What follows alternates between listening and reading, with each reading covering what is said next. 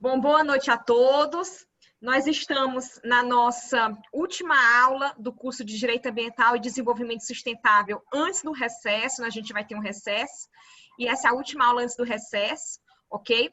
E é com grande prazer, então, que a gente vai finalizar esse módulo aqui com a presença do professor Sérgio Cutrim. O professor Sérgio Cutrim é uma das maiores referências do direito portuário, eu diria, no Brasil, ok? E com muita felicidade, ele é prata da casa, ele é maranhense, aqui está conosco, e é professor da UFMA. Ele tem um curso de especialização na UFMA sobre logística portuária e também é fundador e líder do Lab Portos. Tem, inclusive, feito muitos eventos através do canal do YouTube do Lab Portos sobre gestão e logística portuária. Eu convido todos vocês a seguirem o canal e seguirem os eventos, porque são realmente eventos de muita expertise, de muita excelência técnica, tá? E aí, eu convidei o professor Sérgio Cutrim para participar hoje da nossa aula, porque é também uma aula que está sendo feita em parceria com o Projeto Ágora, projeto que eu sou fundadora e líder, que visa pensar os objetivos do desenvolvimento sustentável na escala local, ou seja, no âmbito das cidades. Como é que a gente vai pegar objetivos globais, são os 17 objetivos do desenvolvimento sustentável, e encontrar soluções locais para implementá-los aqui nas nossas realidades locais, ok? E aí, quando a gente pensa sobre objetivos do desenvolvimento sustentável e sobre o setor portuário, eu, pelo menos, identifico que dois dos objetivos do desenvolvimento sustentável estão muito relacionados, que é o objetivo 9, que seria indústria, inovação e infraestrutura, e o objetivo 8º, que é trabalho digno e crescimento econômico. Mas vários outros também estão relacionados, de forma direta ou indireta, vários outros, ok? E aí, eu especificamente vou falar um pouco mais sobre isso na minha parte da apresentação, que vai ser depois do professor Sérgio, mas a grande estrela da noite aqui vai ser o professor Sérgio, nosso convidado, que vai fazer a parte inicial, a apresentação inicial, ok? A gente poderia considerar que hoje é uma aula magna do nosso curso, tá? Uma aula magna de encerramento dessa parte do curso, antes do recesso, e eu estou muito feliz de ter o professor Sérgio aqui conosco. E aí agora eu vou passar a palavra para ele fazer mais alguma apresentação inicial, se ele quiser, né, da sua vida, de quem ele é, e depois iniciar aqui a apresentação com os slides, ok? Professor Sérgio, a palavra está com o senhor e muito obrigada por estar aqui. Isabela, muito obrigado pelo convite, muito obrigado pelas palavras honrosas, pelos elogios. Os amigos sempre acabam exagerando um pouco, né, sobre a nossa biografia, mas obrigado bastante. Eu acho muito interessante os seus projetos, as suas atuações em prol do desenvolvimento do tema da sustentabilidade, e você também tem um histórico profissional na área portuária que acaba nos unindo, né, dentro da mesma temática. Então, eu só tenho a agradecer o convite e espero que a gente consiga distribuir um pouco de conhecimento e criar um novo conhecimento a partir da interação entre todos aqui do grupo, tá? Bom, eu vou seguir o padrão dos eventos organizados pela Isabela. Eu me programei para fazer 30 a 40 minutos de apresentação, e aí vocês vão anotando as suas perguntas, que na verdade o que eu acredito que é mais importante é o segundo momento, é justamente o debate, e que vai enriquecer o conhecimento coletivo de todos aqui. Agradeço a participação de todos vocês.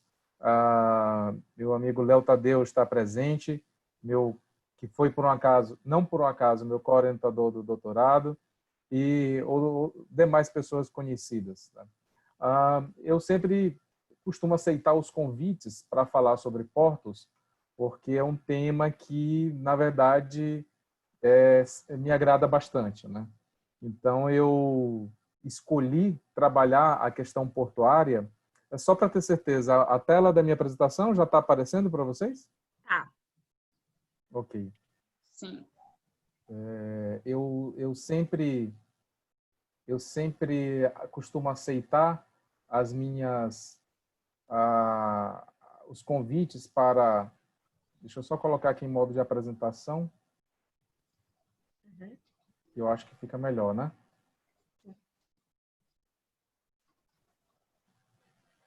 Tá. Eu sempre costumo aceitar os convites para falar de portos, porque é um tema que, na verdade, eu me apaixonei. Eu, anteriormente, na primeira fase da minha carreira profissional, eu trabalhava com finanças, depois eu mudei para logística e me encontrei no setor portuário. Então, o setor portuário, ele é um setor que realmente, para quem estuda, ele é apaixonante. Então, assim, eu sei que algumas pessoas que estão aqui são do setor portuário, são do setor logístico, outros não. Então, eu norteei a minha apresentação com conceitos essenciais sobre o que é um porto, o seu impacto econômico na economia nacional, no comércio exterior brasileiro. E depois a gente vai falar sobre o impacto econômico, que justamente ele acaba tendo uma conexão com um dos objetivos do desenvolvimento sustentável. E aí vocês vão ver que o quanto é importante a atividade portuária para a nossa economia, em especial para a nossa cidade, porque nós somos São Luís é uma cidade portuária. Apesar de nem todos se reconhecerem que São Luís é uma cidade portuária, mas nós estamos cada vez mais unindo esforços, produzindo trabalhos para que a cidade se reconheça como uma cidade portuária e, por consequência, nós tenhamos benefícios. Esse slide aqui é uma breve apresentação. Na verdade, eu sou administrador, eu acabei fazendo doutorado em engenharia naval e oceânica. Como eu falei, tive como co-orientador, tive a honra de ter o professor Léo Tadeu Robles. Minha especialidade é gestão portuária. Na universidade, coordeno algumas especializações na área portuária. A última foi logística portuária, a qual nós iremos abrir uma nova turma em breve, no próximo mês. E, como a Isabela falou, coordeno um grupo de pesquisa chamado Lab Portos e atualmente eu leciono em 2 mestrados. O mestrado em Propriedade Intelectual e Inovação e o mestrado em Energia e Ambiente.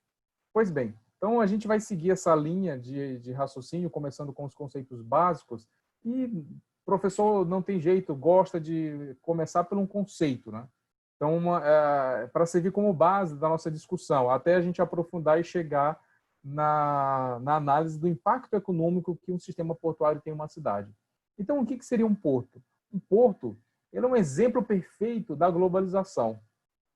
Tá? Na globalização, no sentido econômico, no sentido produtivo, as economias nacionais, elas estão interligadas através do comércio. E como o comércio ele é operacionalizado? Através da logística internacional. E sem a logística, sem o sistema portuário, não haveria logística internacional. Então, o sistema portuário, para a gente, ele representa a concretude, a concretização da globalização econômica. Tá? Não haveria eficiência no comércio internacional com essa globalização se não houvesse os sistemas portuários e o transporte marítimo. E aí vocês podem pensar assim, poxa, mas o que eu tenho a ver com o comércio internacional? Tudo, todos nós temos alguma relação com o comércio internacional. Se vocês pararem para pensar, naquele momento que você entrou no site AliExpress e fez uma compra de um produto eletrônico, demorou 3 meses para chegar até a sua casa, você naquele momento foi o quê? Um importador. Então você já participou, você que já fez uma compra no AliExpress, você já fez parte de uma operação de comércio internacional. E a importância é tão grande para a nossa economia nacional que, em média, 80% do comércio internacional brasileiro é executado através do sistema portuário e do transporte marítimo. Nesse sentido, o porto público ele é um catalisador do desenvolvimento regional. Pergunta a vocês, né? Vocês vão pensando, vão anotando as perguntas e as dúvidas de vocês. Pergunta a vocês sabem, por exemplo, qual é a empresa que mais paga tributos no estado do Maranhão? Quem sabe, ótimo. É a Petrobras, é a BR Distribuidora. Então, ou seja, para quem não sabe, o sistema portuário do Maranhão é um hub de distribuição de combustível para o Norte e Nordeste. O que significa isso? Ser um hub de distribuição de combustíveis. O Brasil, ele é autônomo, ele é independente na produção do petróleo cru, bruto, mas nós não temos a capacidade de refino. Então, nós continuamos importando combustível. Né? Nós exportamos petróleo bruto e importamos combustível. Nesse sentido, o Porto do Itaqui é um porto que ele recebe uma grande quantidade de combustível e ele distribui para os portos de médio e menor porte. Então, ele é um hub de distribuição e um dos principais do Norte e Nordeste. E isso acaba catalisando o desenvolvimento regional, tanto do ponto de vista do setor privado como do setor público. O exemplo que eu acabei de dar, o maior pagador de tributos do Estado é a BR Distribuidora. Tá? Então, para um terminal privado, representa um vetor de serviços logísticos e oportunidades de negócios, que também tem como consequência a geração de emprego e renda. Quando a gente fala em portos, eu poderia falar a noite inteira sobre as características, né, dos sistemas portuários, mas eu separei 4 características aqui que estão presentes em um relatório da OCDE, que é exatamente o size, smart, speed e sustentabilidade. Então, ou seja, os portos mais modernos, eles têm essas características. Eles têm uma alta capacidade de expansão de infraestrutura para se adaptar aos novos equipamentos, principalmente aos novos navios, né, de grande capacidade de carga, de até 400 mil toneladas. Eles são portos inteligentes, né? Então, são portos que hoje os projetos mais inovadores estão trabalhando também com navios autônomos. Então, aquela mesma situação que ocorre com carros, caminhões, também está ocorrendo com os navios. Então, em breve, nós teremos navios trabalhando, fazendo o transporte marítimo de forma autônoma. Eles têm uma alta produtividade, tá? Os melhores portos do mundo, e eles são sustentáveis, o que tem tudo a ver com os objetivos do desenvolvimento sustentável. Existe uma categoria de portos que nós chamamos Green Ports. São portos que têm certificações na área de sustentabilidade portuária por eles terem um amplo programa de gestão ambiental, onde tem uma grande redução de emissão de poluentes, onde tem a prevalência de fontes de energias renováveis, onde existe uma série de projetos para diminuir o impacto da atividade portuária, né? Então, a gente vê que, na verdade, a indústria portuária ela está totalmente alinhada com essas novas metodologias de gestão, essas demandas da nossa sociedade. Existem 2 autores que fizeram uma reclassificação das gerações dos portos, né, e criaram essa classificação em 5 gerações. Então, a primeira característica dos portos até a década de 60 eram portos de simplesmente movimentação de carga, ou seja, era um aspecto puramente operacional. Depois tivemos os portos de segunda geração, conhecidos como centros logísticos, né? Então, o porto ele já passa a ser um elo de uma cadeia logística internacional. Ele não é visto apenas como um ponto de transbordo de carga, né, de mudança de carga do cais para o navio e do navio para o cais, né? Entre a década de 80 e 2000, os portos de terceira geração são elos de cadeias de abastecimento internacionais. Então, as grandes cadeias produtivas estão cada vez mais se aliando em conglomerados e se constituindo em cadeias de suprimento. Depois, os portos de quarta geração são portos que já com uma forte adoção de tecnologia, uma forte demanda por digitalização, né, de diversas atividades de operação, de manutenção. E, por último, os portos de quinta geração, conhecidos como centros de comunidade portuária orientada ao cliente, né? Ou seja, resgatando a questão de colocar as demandas dos clientes, seja os clientes donos das cargas, seja os clientes, os diversos outros stakeholders, como as comunidades, como o poder público e etc. E também, quando nós falamos em portos, parece que nós temos assim a primeira impressão que vem é o navio no cais fazendo transbordo de carga. Mas, na verdade, um sistema portuário é feito de subsistemas, né? Então, aqui mais à esquerda, nessa figura verde, nós temos um subsistema que nós chamamos de acessibilidade. Então, o modal de transporte marítimo que funciona junto com as operações portuárias, eles não são independentes. Ou seja, você sempre precisará de um outro modal de transporte para conectar ao porto e ao transporte marítimo, seja ele a rodovia, a ferrovia ou dutoviário principalmente, né?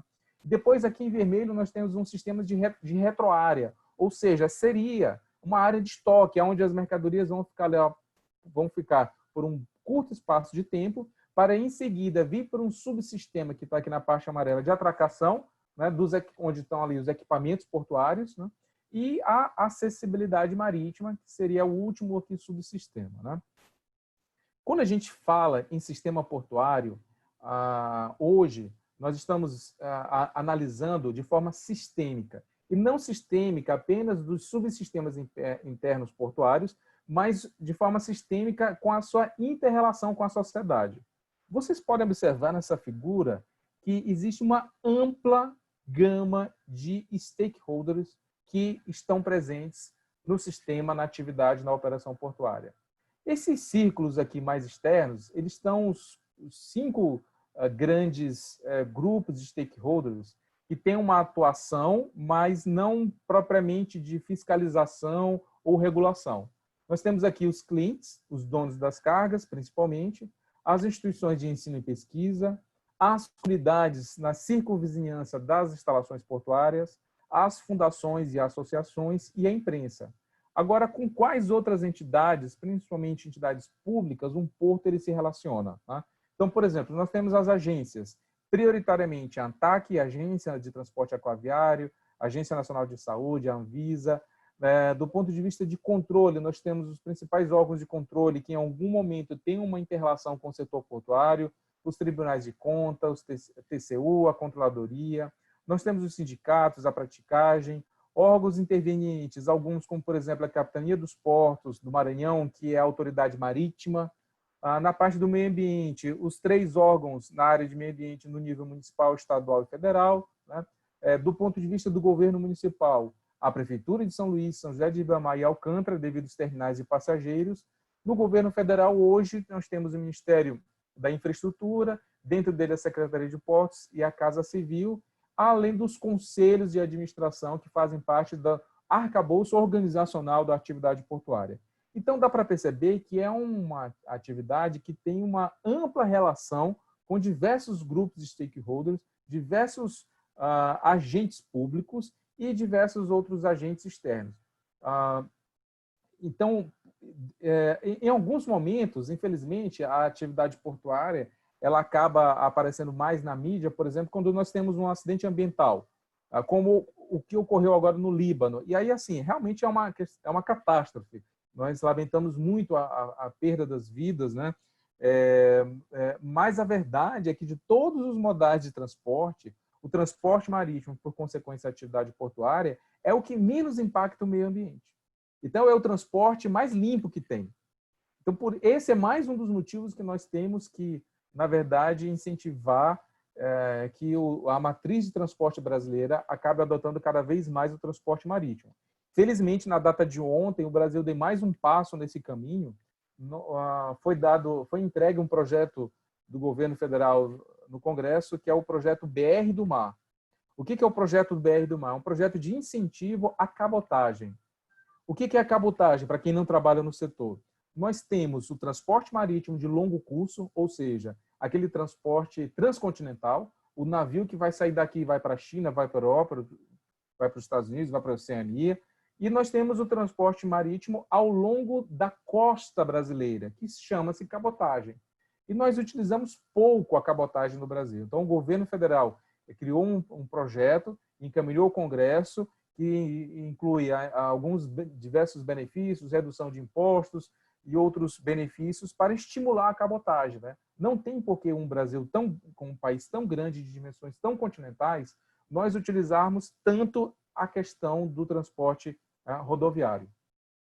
Esse slide aqui ele mostra para a gente a importância do sistema portuário do transporte marítimo. A coluna em azul ele mostra o total de exportação do comércio exterior brasileiro, né? Está em dólares, né? Então aqui nós temos mais de 150 bilhões de dólares, né? Chega a 250 bilhões de dólares, e a coluna laranja é o total desse valor que foi exportado se utilizando o modal aquaviário, né? Que inclui a cabotagem, o transporte marítimo, o transporte hidroviário.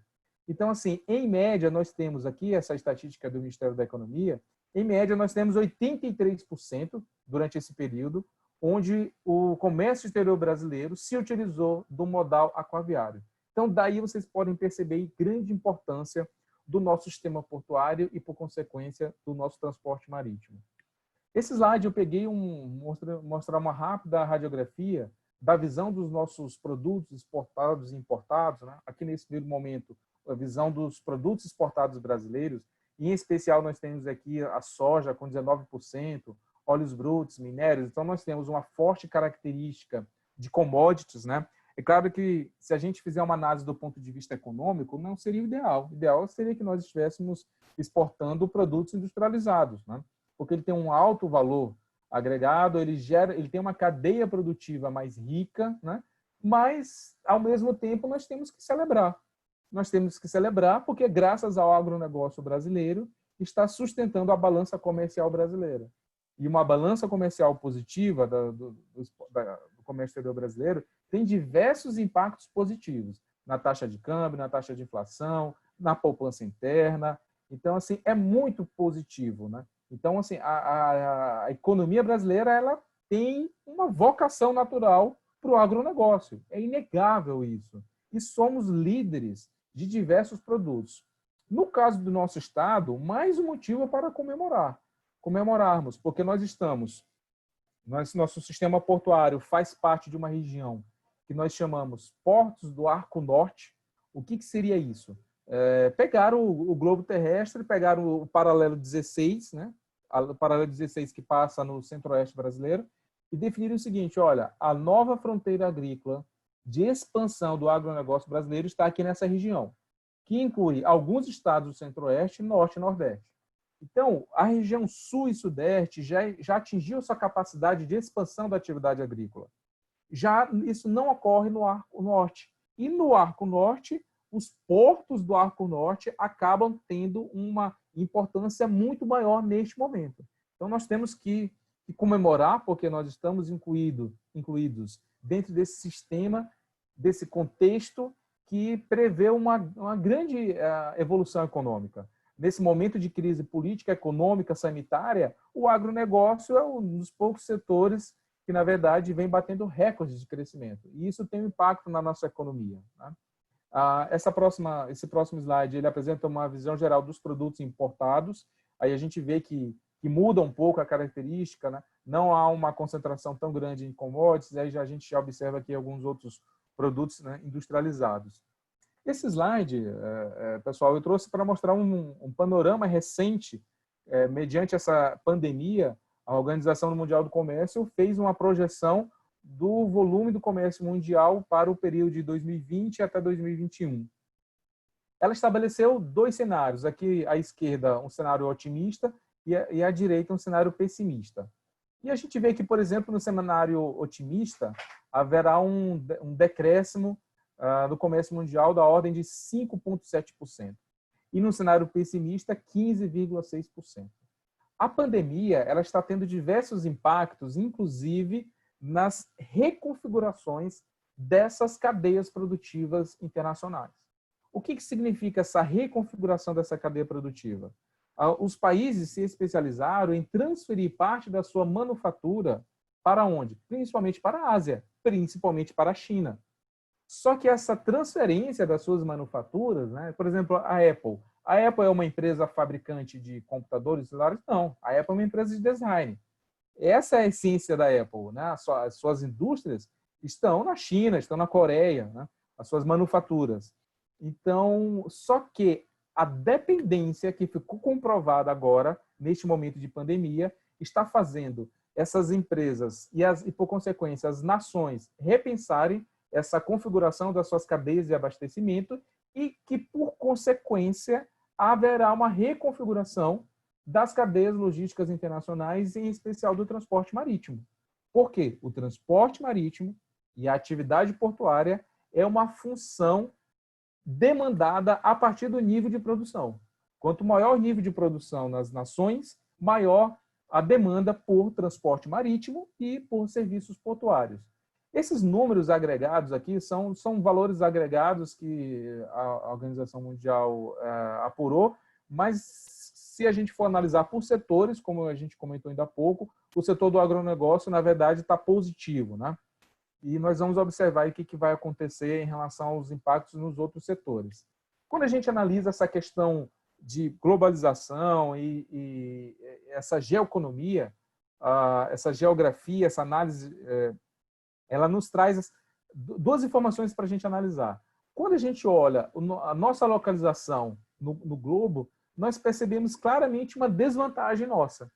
Por quê? Porque as principais economias, as economias mais ricas, elas estão no hemisfério norte e nós estamos no hemisfério sul. Ou seja, nós estamos fora das principais rotas de comércio internacional. Esse próximo slide, ele mostra os principais fluxos dessas rotas marítimas internacionais. Quanto mais vermelho, maior intensidade, maior valoração desse comércio internacional. Então, aqui dá para ver como, na verdade, nós temos poucas linhas de transporte marítimo, essas rotas internacionais, que seriam, vamos fazer assim, uma analogia, as rodovias do mar. Então, nós temos poucas, porque as nações mais ricas, mais desenvolvidas, estão no hemisfério norte. Se nós estamos em desvantagem, como que o país, como nação, e as empresas, como entidades que estão num sistema capitalista, podem competir se nós temos uma característica desfavorável geográfica? Através da eficiência logística. Então, somente por meio da eficiência logística e da eficiência dos seus produtos, né, faltou essa outra informação aqui, eficiência dos produtos, é possível competir com as outras nações e com as outras empresas. Eu acabei trazendo o exemplo aqui, que para nós do Maranhão é mais conhecido, o caso da empresa Vale. A empresa Vale, ela está dividida a sua atuação em diversos sistemas, e tem um sistema que ele chama de Sistema Norte, que é composto pelas seguintes unidades: a mina de Carajás, a Estrada de Ferro Carajás, o Terminal Portuário de Ponta da Madeira, a utilização dos navios Vale-Max, do outro lado do mundo, a utilização de outros portos e centros de distribuição. Ou seja, a Vale ela é uma mineradora, porém, ela também é uma ferroviária, ela é uma portuária e é uma cliente de frete marítimo.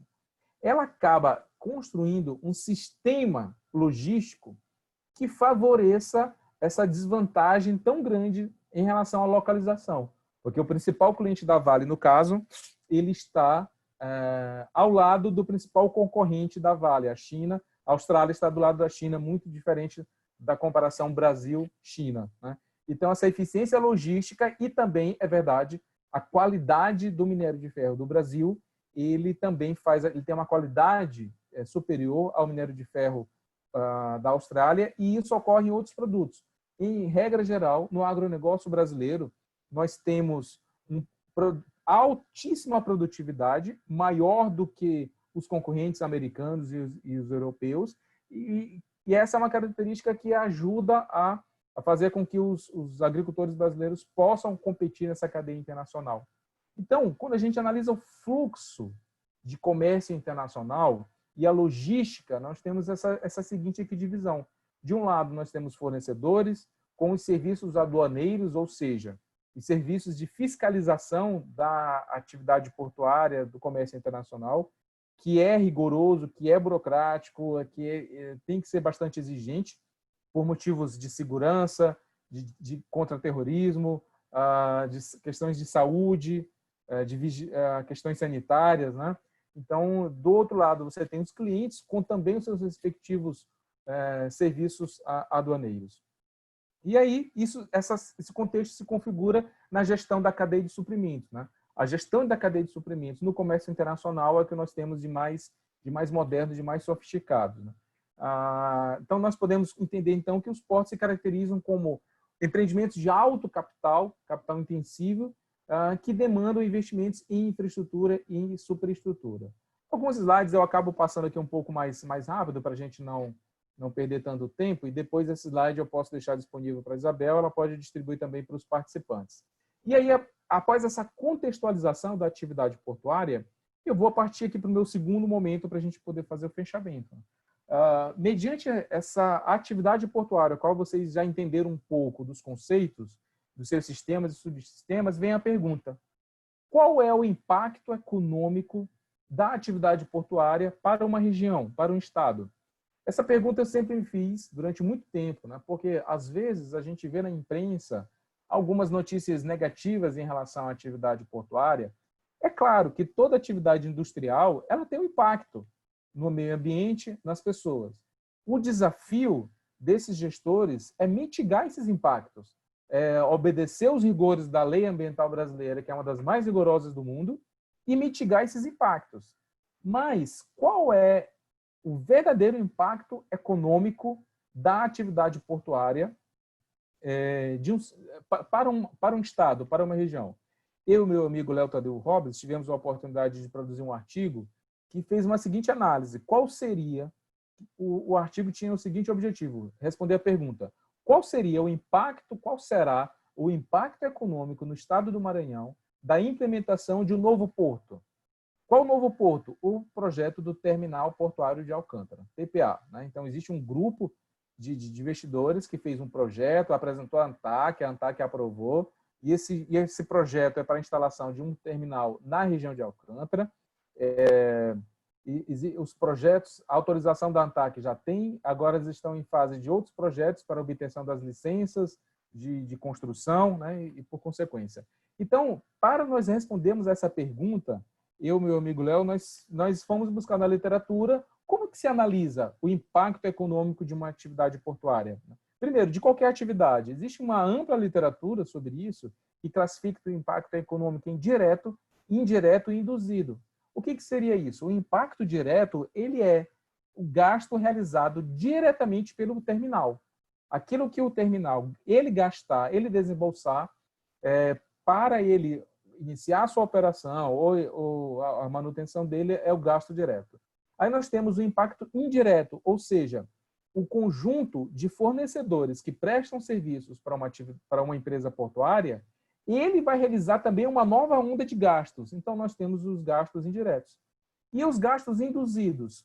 Todos os trabalhadores que fazem parte dessa cadeia produtiva, eles precisam se alimentar, ter lazer, ter saúde, eles precisam morar, pagar aluguel ou comprar casa. Então, todos os gastos dessa massa de trabalhadores, os gastos que eles realizam desses trabalhadores das atividades portuárias, são os gastos induzidos, né? Aqui tem uma explicação muito técnica, muito econômica, que eu vou pular um pouco, porque eu acho que esse não é o objetivo. Eu só queria mostrar que existe uma literatura internacional de análise do impacto econômico, onde nós fazemos uma pesquisa, um mapeamento desses 3 níveis de gastos. Quem criou esse cálculo foi o Leontiev, né, um economista russo. É utilizado no mundo todo. E em alguns portos, em outros países, você tem regularmente uma publicação, um relatório de impacto econômico, que todo ano esse relatório é publicado com a atualização do ano anterior. Isso vai muito mais além do que a simples divulgação. Olha, nosso terminal ele contrata tantas pessoas e paga tantos para fornecedores. Para vocês observaram que nós chegamos no nível de detalhamento de gastos das famílias, gastos das segundas e terceiras camadas de fornecedores. E a gente faz isso com a utilização de multiplicadores, que já foram utilizados em outras pesquisas internacionais, nós conseguimos chegar a esse cálculo. No exemplo, para exemplificar esse impacto econômico, como eu citei, nós temos aqui o resultado, eu coloquei aqui só o resultado da pesquisa, de qual seria o impacto da implantação do terminal portuário de Alcântara para a economia do Maranhão. Então, alguns dados só apenas, eu vou citar aqui, o valor adicionado bruto em 6,7 bilhões, né, em 2024, atingindo 70,5 bilhões em 2048. Nós fizemos uma análise de 20 anos. Né? Em relação aos empregos, seriam um total, em 2014, aqui é 2024, desculpa, em 2024, 15.159, atingindo 40 mil no ano de 2048. O impacto total do rendimento das famílias, 1,9 bilhões em 2024 e 5 bilhões em 2048. E aqui, por exemplo, a última linha aqui, que é uma das mais importantes. Analisando o PIB do Maranhão, o projeto ele representaria um aumento de 7,8% no PIB do Maranhão. Então, ou seja, seria um projeto que impactaria muito positivamente a economia do nosso estado. Então, esse é um dos motivos pelo qual nós somos defensores da atividade portuária, com os seus devidos trabalhos de mitigação dos seus impactos, respeitando a legislação ambiental, respeitando as comunidades. E é isso, eu espero ter, acho que o próximo slide aqui foi só de agradecimento, espero ter contribuído para gerar uma base de conhecimento para a gente poder gerar um debate, gerar uma discussão no segundo momento. Isabela, passo a palavra a você. Perfeito, professor Sérgio, lhe agradeço muito pela sua explanação. E eu acabei de pensar que talvez fosse melhor a gente já fazer um primeiro momento de perguntas, um primeiro momento de debates, porque está bem fresco aqui o que você acabou de passar, e podem ter perguntas que, se forem deixadas para depois, acabam ficando um pouco perdidas. Então, eu abro o momento de debates agora, ok? Pergunto se alguém já quer fazer alguma pergunta para o professor Sérgio, e aí depois a gente passa para a minha parte da apresentação. Pode ser. Alguém?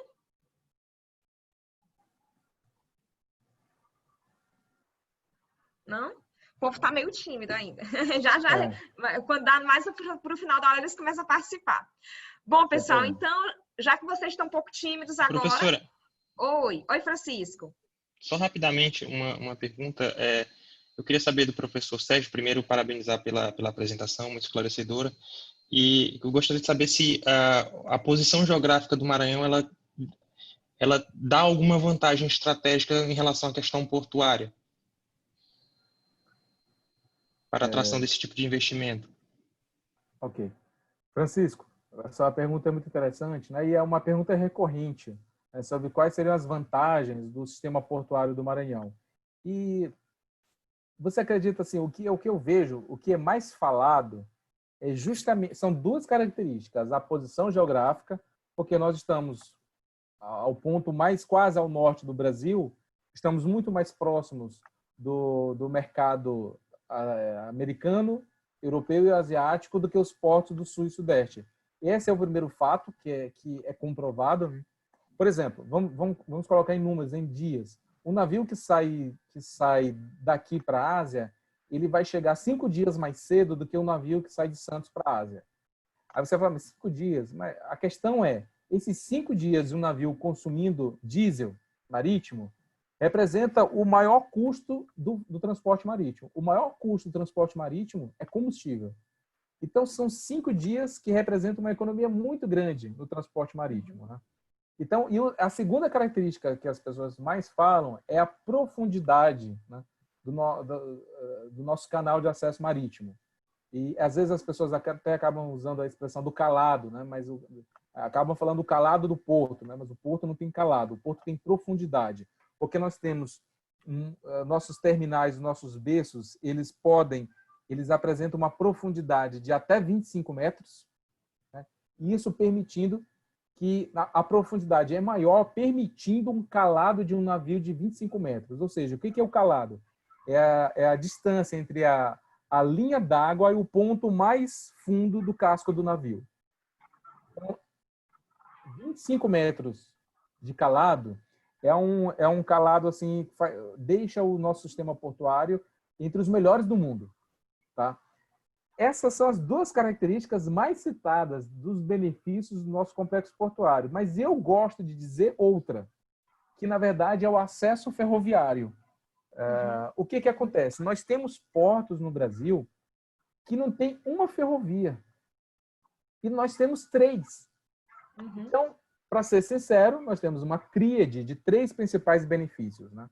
A posição, que gera a posição geográfica, que gera uma economia do combustível, do frete marítimo, a profundidade, a alta profundidade, que gera um alto calado, e ter um alto calado, um grande calado do navio, significa que o navio vai poder carregar mais mercadorias. Se ele vai poder carregar mais mercadorias, ele vai ter mais economia de escala, o frete ele vai se tornar mais barato. E agora eu gosto mais dessa terceira, que é o acesso ferroviário, né? Então isso dá uma conectividade ao nosso complexo portuário que é ímpar, né, na minha opinião. Tu também? Só um segundo. Acredito que mais uma pessoa gostaria de fazer uma pergunta. Eu vi aqui alguém comentando. Eu gostaria. Vitor, vai lá, Vitor. Boa noite, professor. Eu gostei muito da sua explicação. até porque eu também estou fazendo pós-graduação em Direito Portuário e Logística. E a minha pergunta é a seguinte: como o senhor vislumbra os impactos da pandemia do Covid nas instalações, no caso, investimentos, dos novos portos aqui em São Luís, falando especificamente o Porto São Luís dos chineses? O senhor acha que vai demorar mais para ele se instalar ou vai ser um investimento inviável? Ok, Vitor. Obrigado pela sua pergunta. O investimento dos chineses no Porto São Luís, ele não vai ter um impacto relacionado à Covid, tá? O impacto é outro. Essa questão, infelizmente, ela está judicializada por dois motivos. Primeiro, existe uma questão com as comunidades que vivem ali do entorno do porto. Aquelas comunidades que realmente viviam ali há muitos anos, elas, na sua quase totalidade, fizeram um acordo com a empresa e receberam uma indenização para sair de lá. E saíram, com exceção de duas famílias. Eu não tenho uma afirmação oficial, porque eu não li o processo disso, mas essas duas famílias dizem, né, alguns sites comunicaram que elas estavam pedindo 10 milhões de indenização pelo seu terreno, que é uma coisa assim absolutamente absurda, tá? Que é totalmente desproporcional. Não faz nenhum sentido isso. Não tem nenhuma valoração isso, né? Esses são valores que foram publicados na mídia. Eu não tenho certeza absoluta porque eu não li o processo sobre isso, né? Então, assim, essas famílias entraram na justiça contra o empreendimento. Isso gerou uma paralisação. E teve uma outra judicialização que houve um questionamento por parte do Ministério Público da licença concedida pelo governo do Estado. E esse questionamento fez o governo do Estado retirar provisoriamente a licença até uma nova decisão, até novos estudos. Esse fato do governo do Estado, atendendo uma demanda do Ministério Público, ter retirado a licença que ele tinha dado de construção, fez com que o grupo empresarial entrasse com uma ação contra o Estado. Então, ou seja, nós temos 3 ações judiciais das comunidades, de 2 famílias, do Ministério Público contra a licença que foi dada e o cancelamento da licença e a ação que a própria empresa entrou contra o governo do Estado, porque o governo do Estado assinou um protocolo e a sua contrapartida em relação para o investimento era a liberação das licenças, enfim, com a devida entrega dos itens obrigatórios que envolve dar uma licença de construção. Então, infelizmente, esse projeto ele está sob o risco de não ser executado. Por conta disso, que eu vou te falar que hoje eu acredito mais no terminal portuário de Alcântara do que no Porto São Luís, né? Por exemplo, o terminal portuário de Alcântara, a empresa já fez um acordo com lá, tem uma região quilombola, tem uma comunidade quilombola. Eles já fizeram um acordo com eles já assinaram. Tá? Se eles já assinaram, provavelmente não haverá questionamentos, né? Então, assim, eu acredito mais no terminal portuário de Alcântara do que do Porto São Luís, porque quando você chega a ver no nível que a própria empresa já entrou com uma ação contra o Estado, é porque há uma grande probabilidade dele não ser executado. Professor Sérgio, boa noite. Boa noite. O Francesco. Pois não, Francesco. Parabéns pela apresentação. Tocando nesse assunto aqui, entre a diferença do Porto de Alcântara e o Porto chinês, acredito que tem uma diferença muito grande no começo mesmo do projeto, porque o grupo que está tocando o Porto de Alcântara, ele teve um engajamento diferente com o poder público e com a comunidade. Ele ouviu a comunidade antes de decidir de tocar o projeto. Por isso, eu concordo com o professor, com o senhor, sobre a probabilidade de o Porto de Alcântara realmente sair. E todo mundo espera realmente pelo desenvolvimento do estado do Maranhão. Sobre essa questão aqui, eu queria saber, pela sua experiência, pela sua pesquisa também, qual poderia ser um impedimento para esse Porto de Alcântara não sair? Porque, pelo visto, os indicadores econômicos são favoráveis. Já tem autorização da ANTAC. O engajamento com a comunidade foi ótimo. Com a prefeitura também teve um acordo para a elaboração do plano diretor. Ou seja, a empresa que é responsável pelo projeto, ela vai assumir também essa responsabilidade de elaborar o plano diretor para a prefeitura de Alcântara. Então, de acordo com a sua experiência, a sua visão, qual poderia ser o impedimento para esse projeto não sair do papel? Só para Francesco, interessante a sua pergunta e agradeço também. Só para vocês entenderem a minha resposta, eu vou ter que explicar o modelo de atuação do TPA. O TPA, o Terminal Portuário de Alcântara, os empreendedores, a empresa que chama-se Grão Pará Multimodal, que faz parte de um grupo de empresários portugueses e brasileiros, eles que já tem outras empresas aqui ligado à infraestrutura, eles criaram um modelo que seria o modelo que nós conhecemos como no setor portuário, landlord. O que é o landlord? É o modelo de organização do sistema portuário que é adotado pelo Porto do Itaqui. O que seria a tradução desse landlord? Seria um administrador de um condomínio. O que é o Porto do Itaqui? É a autoridade portuária do porto público.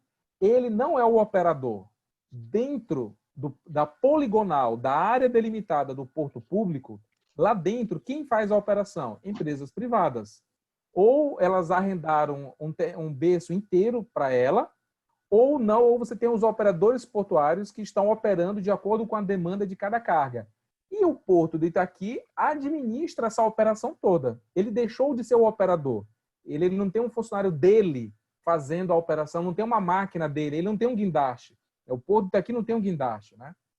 Esse modelo, no mundo inteiro, ele é adotado principalmente no setor público, né, para administrar um porto público. E a autoridade portuária ele fica como um planejador, um fiscalizador.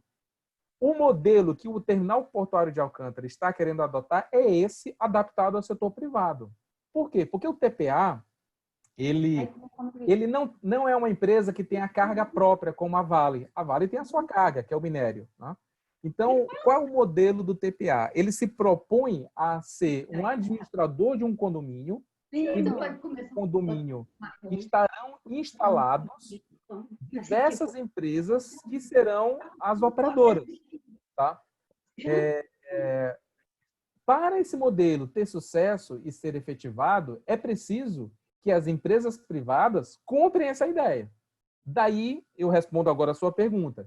Então, hoje, o maior risco do TPA é de o mercado não comprar essa ideia e não entrar nesse investimento de acordo com esse modelo.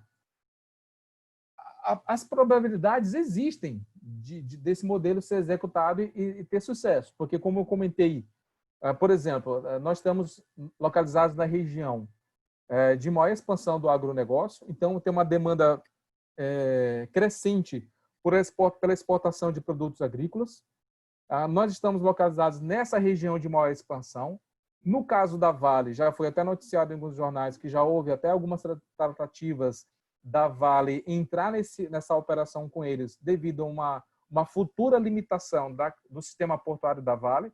A Vale está em franca expansão e vai chegar um momento que, apesar da duplicação da capacidade de exportação da Vale que houve nos anos recentes, ele também chegará ao seu limite e existe a possibilidade até da Vale nesse modelo de operação. Então, esse é o maior risco. Professora, tem uma pergunta no chat. Posso ler, caso vocês não estejam vendo? Pode ler. Vinícius. Professor, gostaria de saber acerca da vantagem que o Porto do Itaqui tem sobre os demais portos vizinhos. Exemplo do Pacém, no Ceará, Suape, no Barcarena. Isso. Então, assim, parte dessa pergunta eu respondi anteriormente, né? Então, as três principais vantagens do Porto do Itaqui, eles são relacionados à posição geográfica, ao acesso ferroviário e à profundidade do seu canal.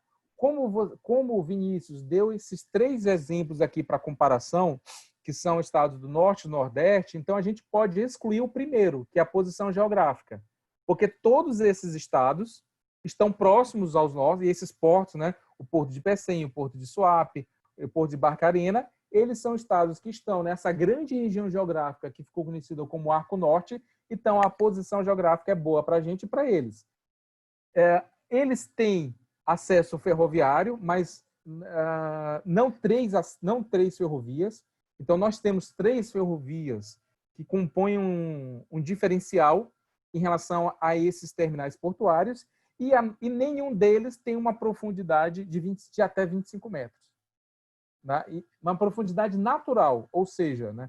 É uma profundidade que assim, não foi uma obra de dragagem, de retirada de sedimentos que fez uma profundidade tão grande. Existe uma dragagem de manutenção, mas não foi criada por uma dragagem. Né? Então, a profundidade ela acaba sendo, e o acesso ferroviário acaba sendo essas principais vantagens em comparação com esses portos que, vamos dizer assim, são concorrentes, né, do nosso sistema portuário. Bom, perfeito, gente. Não sei se mais alguém tem alguma pergunta. Dou-lhe 1, 2 e 3. Bom, então, claro, quem lembrar de mais alguma pergunta que quer fazer, pode fazer no final aqui da apresentação, porque eu vou iniciar agora a minha. Vai ser rapidinho, tá? Para a gente voltar de novo para o debate. Professor Sérgio, quer fazer mais algum comentário? O último comentário. Eu vi aqui no chat, teve uma outra pergunta, uma pessoa lá no início perguntou o canal do meu grupo de pesquisa. Aí eu copiei e colei no link aí no chat o meu canal, né? Peço até a gentileza dos colegas se inscreverem no canal. O canal eu acabei de criar. E o YouTube, eu tentei mudar o nome dele, né? Fazer a configuração do link para ficar youtube.com/labport. O YouTube não deixou. Ele disse que eu preciso ter no mínimo 100 inscritos, né? Para eu poder configurar o link. Então, peço aos colegas aí que se inscrevam no canal, porque tem vídeos lá muito interessantes. Eu estou colocando algumas aulas que eu já tinha gravado, algumas aulas que eu gravei especificamente para o canal, alguns webinários que eu tenho feito regularmente estão lá, algumas reportagens sobre alguns dos nossos eventos. Então, tem um material muito rico. Então, convido vocês a assistirem e se inscreverem no canal para eu finalmente conseguir mudar o nome do link do meu canal. Obrigado. Perfeito, professor. Gente, eu reforço o convite. Professor, nós dois somos professores que nós estamos já adentrando, né, com força nesse mundo virtual, fazendo webinars, eventos. Então, eu estou sempre lembrando aqui para os alunos, tipo, pessoal, curtam, sigam, porque a gente produz muito conteúdo bom, conteúdo de qualidade, né? E esse conteúdo tem que chegar ao público. E só vai chegar ao público realmente se os nossos canais, as nossas páginas, etc., tiverem um número substancial de seguidores. Então, a forma que vocês têm de ajudar que esse conteúdo chegue a mais pessoas é seguindo, é se inscrevendo, né? Então, sigam realmente o canal do professor Sérgio Coutrin, são webinars excelentes que ele faz. Para quem está hoje aqui na nossa sala de aula, que não é aluno regular do curso, eu também convido para seguir a minha página do Instagram, porque por lá eu sempre estou compartilhando eventos, tá bom? Muitos eventos técnicos, @IsabelaPierce, eu vou pedir para a Aline, nossa monitora, escrever aí no chat. E também quem quiser assistir as edições passadas do Projeto Ágora, que é o projeto que eu lidero sobre os Objetivos do Desenvolvimento Sustentável, todas as edições passadas estão tanto no meu canal do YouTube quanto no site, tá? Eu tenho um sitezinho, então é só conferir lá, a Aline coloca aí no chat para vocês, tá bom, pessoal? Então, apoiem os seus professores, porque os seus professores hoje são digitais e para a gente continuar produzindo conteúdo de qualidade, a gente depende de vocês seguirem esses canais, tá bom? Bom, então agora eu vou compartilhar aqui a minha apresentação. Todo mundo olhando.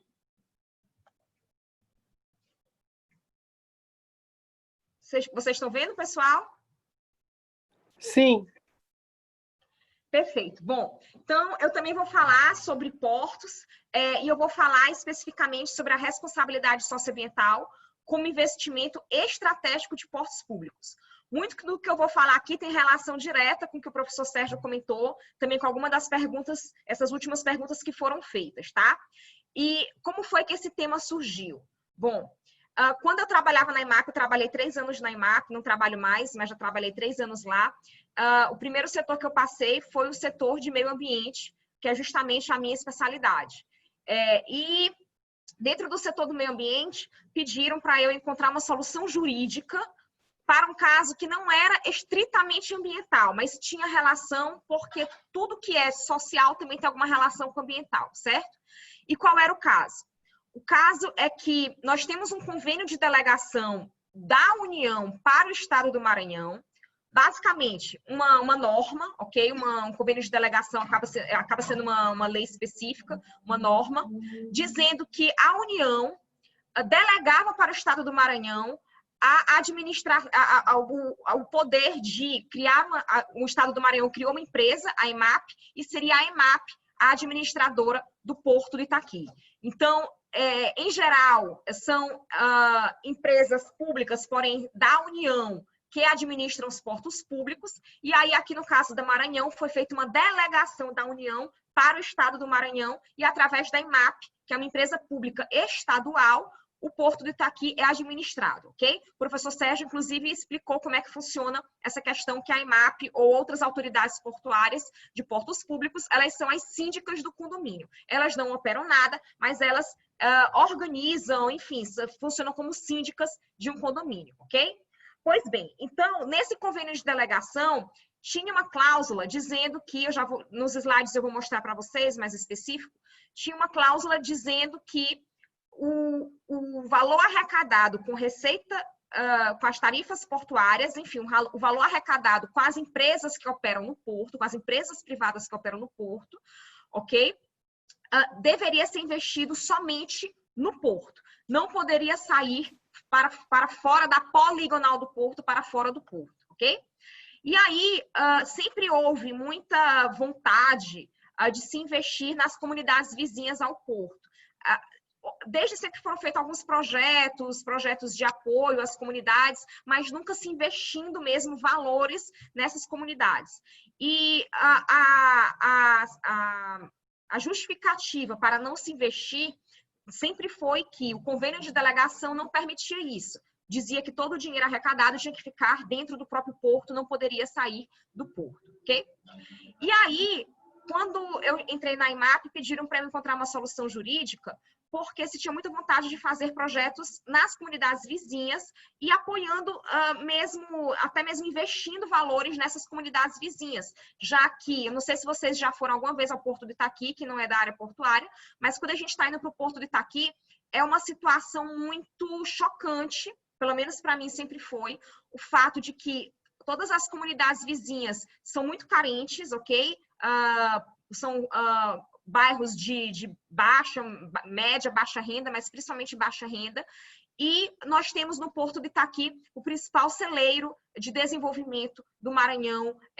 Eu sou muito favorável às atividades portuárias, eu tenho a mesma posição do professor Sérgio Coutrin. Eu acredito que nós temos sim que expandir as atividades portuárias, aproveitar todo o nosso potencial portuário do estado do Maranhão, porque eu acredito que a nossa melhor chance da gente se desenvolver é através da atividade portuária aqui no estado do Maranhão, e em tudo que envolve a atividade portuária.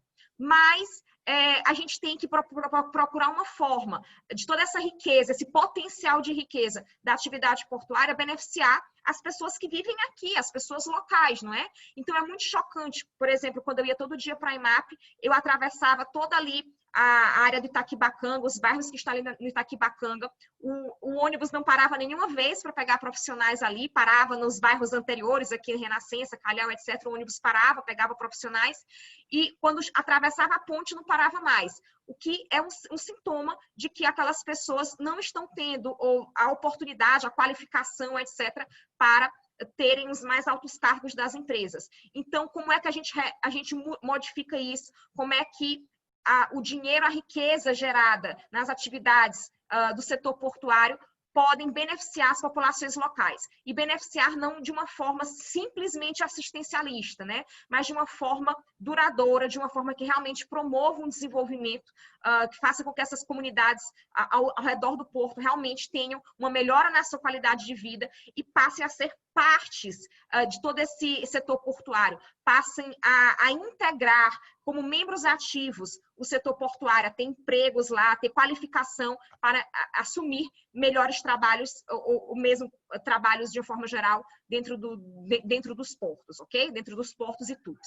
Pois bem, então, quando me deram essa missão de encontrar uma forma de se investir, eu logo pensei o seguinte, que eu iria encontrar uma solução que não fosse simplesmente para fazer uma ação assistencialista. Nada de vamos doar cestas básicas, nada de vamos simplesmente fazer doações de alguns produtos. Não, tem que ser um tipo de investimento que gere desenvolvimento local, que gere um real desenvolvimento. Então, com essa concepção, né, na época eu trabalhava na coordenação de meio ambiente junto com Gabriela Heckler, então eu elaborei um parecer, eu e ela somos as autoras desse parecer, e aí esse parecer, ele ganhou, já passando aqui o slide, ele ganhou um prêmio da ANTAC ano passado. O parecer foi elaborado em 2017, mas só no passado que teve o prêmio da ANTAC. E aí eu submeti e ganhou o prêmio da ANTAC, ok? E antes mesmo de ganhar o prêmio da ANTAC, ele já tinha também sido a base para mudar um trecho, para mudar um artigo da resolução ANTAC número 32, se eu não me engano, é o número 32, que trata das tarifas portuárias. O professor Sérgio pode confirmar para mim se é o número 32, né, professor? Que trata das tarifas portuárias. Pois bem, então eu vou mostrar para vocês aqui nessa breve apresentação como foi esse caminho, qual foi a solução que eu encontrei e como foi que a legislação foi modificada para permitir o investimento do porto nas comunidades locais. Mas não qualquer tipo de investimento, não é doação de cesta básica, por mais que seja necessário em casos de excepcionais, doar cesta básica, tipo pandemia, as pessoas estão com fome, tem sim que fazer esse tipo de doação, mas não foi o caso aqui que eu analisei. O caso aqui que eu analisei foi investimentos estratégicos para gerar desenvolvimento local, ok? Bom, então, em primeiro lugar, vamos mudar a nossa concepção de responsabilidade social. Eu aqui sempre estava falando de responsabilidade socioambiental, mas eu trabalhei muito com normas que trazem o termo responsabilidade social, mas as duas acabam se complementando, ok? Então, por hora, a gente vai ver responsabilidade social, outros momentos a gente vai ver responsabilidade socioambiental. Mas bem, quando a gente fala o termo responsabilidade social, surge em mente a ideia de filantropia. Pelo menos, inclusive, essa era a ideia que muitas pessoas na empresa tinham, e por isso que essas pessoas diziam que não era possível investir nas comunidades locais, porque isso seria caracterizado como filantropia, e o convênio de delegação não permitia isso, né? Toda a receita da atividade portuária tinha que ser investido no próprio porto, em benefício do porto. Pois bem, então, o meu primeiro desafio foi mudar essa concepção, dizer que responsabilidade social não é filantropia. Por mais que em vários casos seja necessário atividades de filantropia, como, por exemplo, nesse caso de pandemia que nós estamos vivendo, casos urgentes, etc., mas quando nós pensamos em responsabilidade social, nós estamos pensando em algo duradouro, em algo que vai mudar a realidade, que vai tornar aquelas pessoas emancipadas e não dependentes de uma ajuda que deve ser temporária, ok? Qualquer ajuda filantrópica, na minha opinião, deve ser temporária para ajudar a modificar uma situação e fazer com que aquela pessoa torne-se emancipada.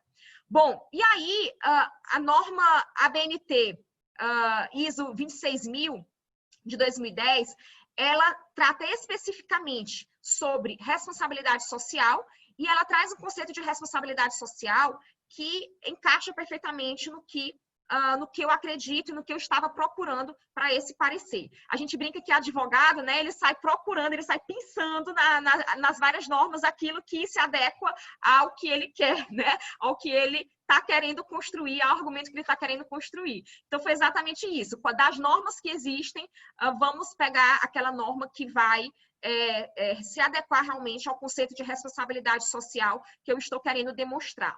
E aí, a norma 26.000 de 2010, a BNT, ela faz isso. Não é essa norma, ela serve para as empresas ganhar a certificação ISO 26.000/2010. Essa certificação não é obrigatória, então assim, não existe uma obrigação de uma empresa ter a certificação ISO, mas as certificações ISO, assim como outras certificações, elas são muito requeridas se uma empresa quer ser líder, se uma empresa quer ser bem reconhecida no comércio internacional, e às vezes até mesmo para abrir mercado, às vezes alguns mercados exigem que as empresas tenham certificação ISO. Então, apesar de não ser uma norma obrigatória do ponto de vista jurídico, legal do Estado, ok? É uma norma que tem validade jurídica no sentido de que, uma vez que a empresa se compromete a seguir isso, ganhar certificação, para ganhar certificação, ela precisa seguir estritamente o que está na norma. E aí, o que é que diz essa norma? Que responsabilidade de uma organização, ela contribui para o desenvolvimento sustentável, inclusive a saúde e o bem-estar da sociedade, leva em consideração as expectativas das partes interessadas, está em conformidade com a legislação aplicável e consistente com normas internacionais e é integrada a toda a organização e praticada em suas relações. Ou seja, nem tem aí a palavra filantropia, né? O que tem aí a palavra desenvolvimento sustentável, ok? E quem é aluno aqui do curso, professor Sérgio, a gente passou...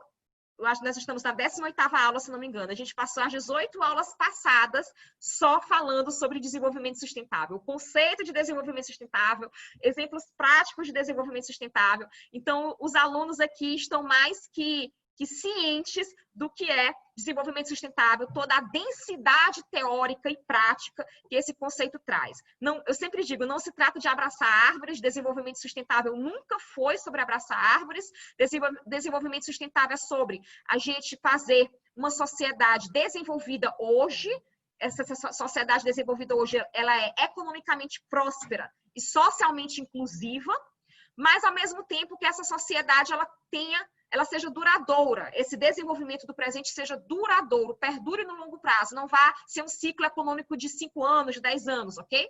E para perdurar no longo prazo, uma das condições é que seja ambientalmente sustentável, tá? Então, a gente entra aí com o adjetivo sustentável.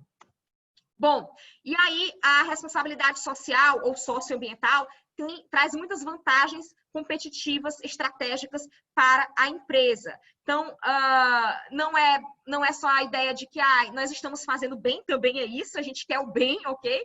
Mas também traz muitas vantagens mesmo de competição, de mercado, de reputação, de valorização da marca para a empresa, ok?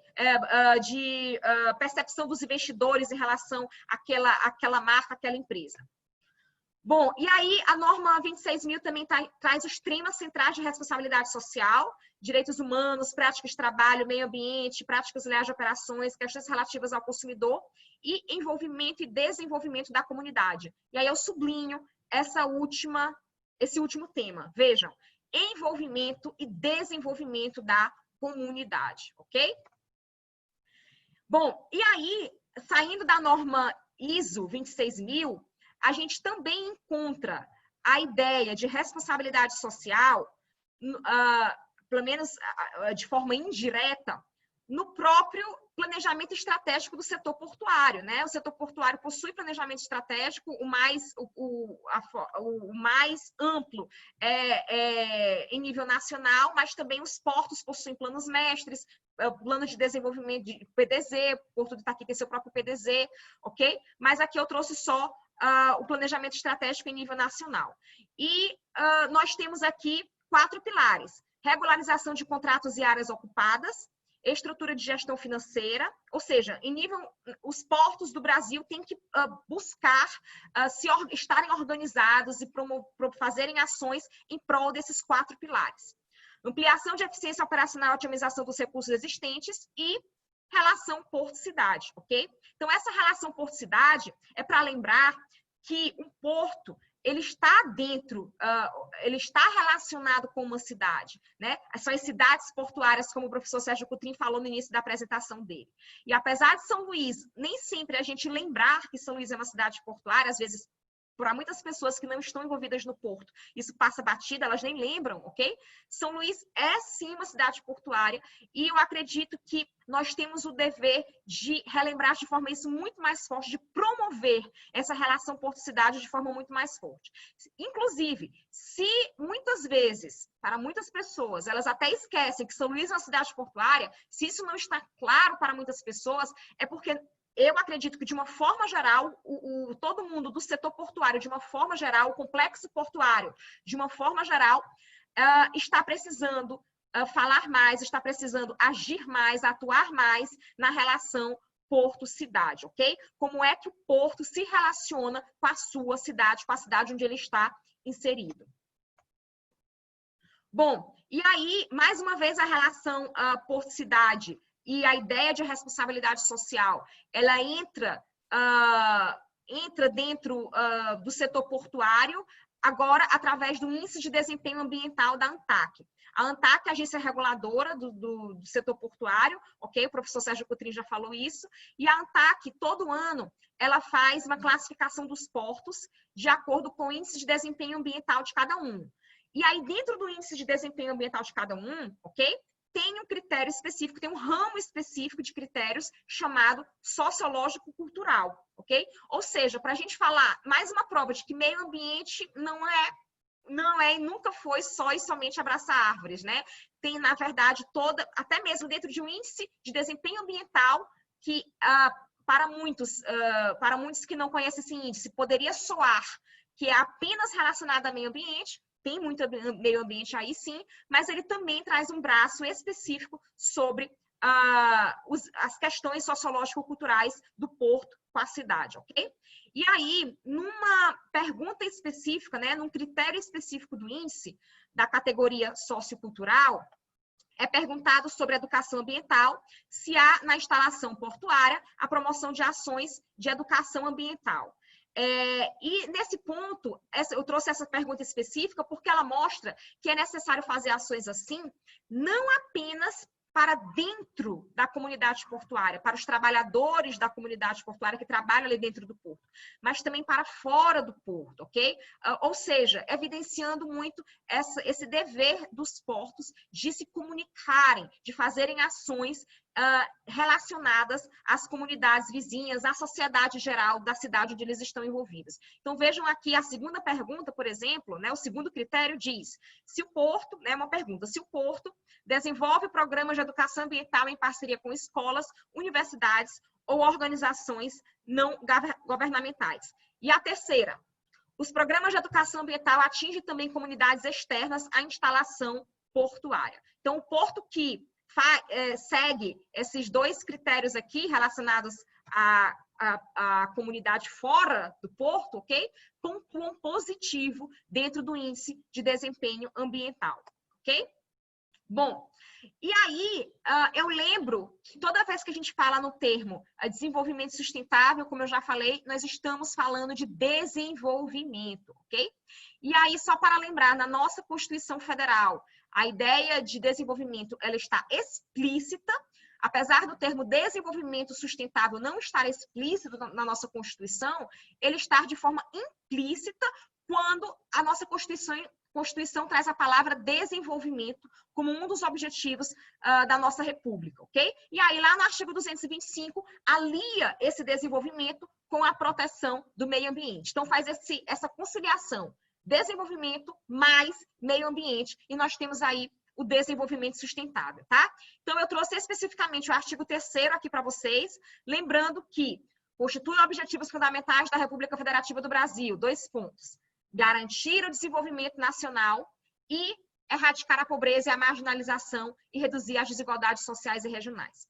Ou seja, faz parte dos objetivos do nosso país erradicar a pobreza e a marginalização e reduzir as desigualdades sociais e regionais. Portanto, todo porto público, eu já vou chegar nesse ponto, justamente pelo fato dele ser público, do principal acionista dele ser a sociedade, ok? Ele tem que buscar cumprir com esses objetivos fundamentais, tem que buscar reduzir as desigualdades sociais e regionais dentro daquilo que ele pode fazer, dentro daquilo que a legislação permite. E eu também vou mostrar já que a legislação permite isso, desde que a gente cumpra algumas condições, alguns critérios, ok? Aí eu lembro também que quando nós falamos de desenvolvimento, mais uma vez, nós não estamos falando de simplesmente doar cestas básicas, nós estamos falando de aumentar o IDH. Então, toda ação, na minha concepção, que o porto público pode realizar investindo nas comunidades locais, tem que ser voltada para aumentar o IDH, certo? E como é que a gente aumenta o IDH? Aumentando a renda, aumentando a expectativa de vida e aumentando o grau de escolaridade. São os 3 critérios do IDH. Então, às vezes, não precisa ser uma ação que foque nas 3 coisas ao mesmo tempo, pode focar em uma, ok? Por exemplo, pode focar no aumento de renda. Se ela está aumentando a renda, automaticamente está aumentando também o IDH. Pode focar no aumento da expectativa de vida, mas aí eu acho que é mais ações na área da saúde, talvez não tenha relação tão direta com os portos assim. Ou pode focar também no aumento do grau de escolaridade, e aí eu já vejo uma relação mais próxima com a atividade portuária, porque, como eu falei, para nós incluirmos as comunidades locais no setor portuário, nós temos que prover qualificação, nós temos que fazer com que as pessoas locais se qualifiquem, tenham oportunidades de qualificação para conseguirem ocupar os melhores cargos, para os jovens das comunidades locais, por exemplo, terem a oportunidade de fazerem um curso de especialização do professor Sérgio Coutrin, por exemplo, e daqui a alguns anos serem gerentes, diretores da empresa, ok? Para que as empresas que se instalam no Porto de Itaqui não precisem constantemente estarem pegando profissionais de outros estados. Eu trabalhei lá e eu vi isso muito. Então, constantemente está se buscando profissionais de outros estados, porque não se encontra profissionais qualificados aqui, ou também não se procura tanto, né? Eu também faço um pouco essa crítica, porque eu acredito que já existem muitos profissionais qualificados aqui e que, às vezes, o que falta é uma porta de oportunidade para eles, para mostrar o seu trabalho. Mas, enfim, o fato é que a gente precisa, sim, continuar qualificando, aumentar o grau de escolaridade e qualificação específica, né? Eu também foco muito na questão de que as ações de responsabilidade social, se elas forem focar em educação, que foque, então, em qualificação profissional específica para a atividade portuária, porque aí depois os jovens das comunidades vizinhas ao porto, jovens de São Luís, de uma forma geral, terão uma qualificação que vai lhes permitir ocupar um cargo ali, e não uma qualificação genérica que depois eles não conseguem uma ocupação no porto, ok? Bom. Opa.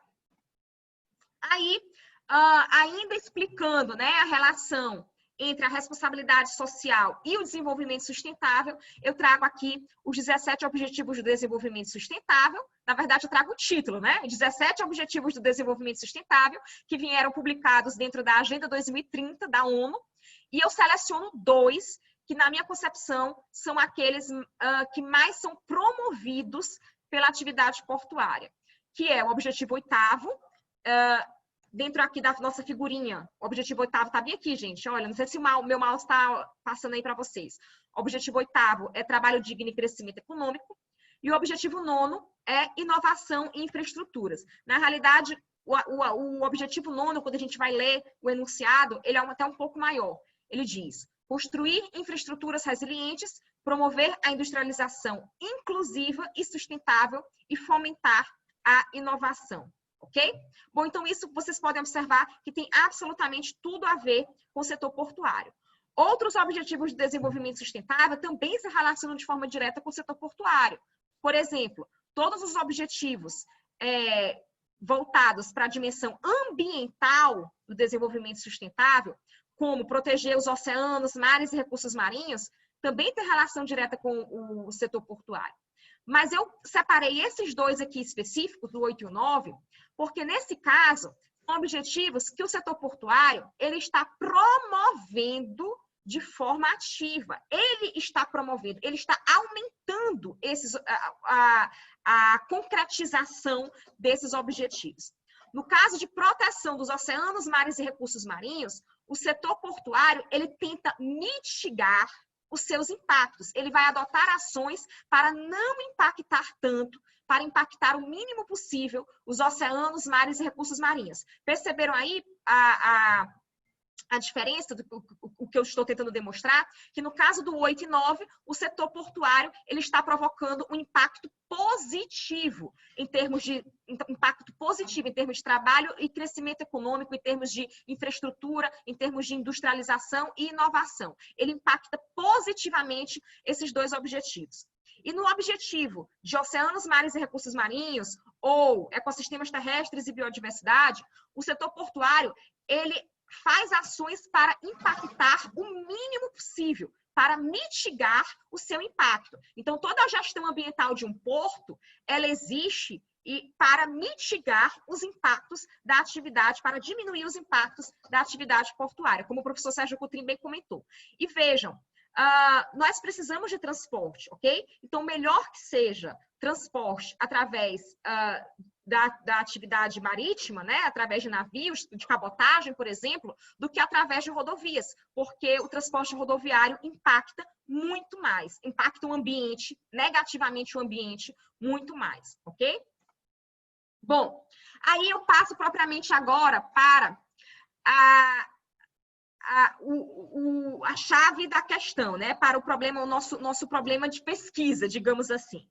Então, no nosso problema de pesquisa, a questão é que se entendia, se tinha a concepção, antes de eu fazer esse parecer, que responsabilidade social era filantropia. E, sendo filantropia, o porto público não poderia investir nas comunidades vizinhas, ok? E aí eu fui buscar, então, na literatura, quando eu busquei os conceitos de responsabilidade social, eu elegi, por exemplo, aquele que a norma ISO 26000 traz, de responsabilidade social como desenvolvimento sustentável, né? Aliada à ideia de desenvolvimento sustentável. Então, é um conceito bem amplo de responsabilidade social. Porém, eu observei que os conceitos mais restritos de responsabilidade social, por exemplo, um dos conceitos mais restritos é proposto pelo economista Milton Friedman.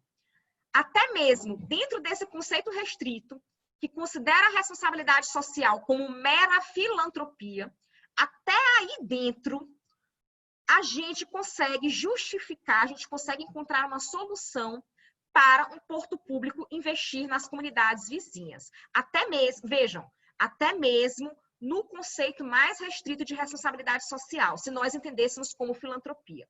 E qual seria a justificativa? A justificativa é que, para Milton Friedman, por exemplo, ele tem um artigo muito famoso da década de 90, em que ele diz, o título do artigo é assim: as empresas não são obrigadas a fazer filantropia, né? Então, ele diz que nenhuma empresa é obrigada a fazer filantropia porque o objetivo da empresa, o dever da empresa é maximizar os benefícios auferidos pelos seus acionistas, é dar lucro, né? Cumprir o interesse dos seus acionistas. E, além disso, fazer isso dentro da lei, né? Cumprir as leis do país. Então, segundo Milton Friedman, qualquer empresa só teria dois grandes deveres, né? Que é maximizar, né? Aumentar os benefícios aos seus acionistas e dois, fazer isso dentro da lei, dentro dos ditames legais, ok? Pois bem, quando a gente trata de porto público, eu não digo os TUPs privados, ok? Mas quando a gente trata de porto público, certo? Quem é o principal acionista da empresa que administra o porto público? Quem é o principal acionista da IMAP ou de qualquer outra empresa que administra o porto público? Aí eu pergunto para vocês. Quem é, gente? O Mas Estado. é o povo do Maranhão, né? O Estado. No fim das contas. Exatamente, vocês dois acertaram. O principal acionista legal é o Estado, ok? De qualquer empresa pública, o principal acionista legal é o Estado. Porém, o Estado representa quem? A sociedade. Representa o povo, né? O povo maranhense. Né? No caso do Estado do Maranhão, o povo maranhense. Então, o principal acionista de um porto público é o povo,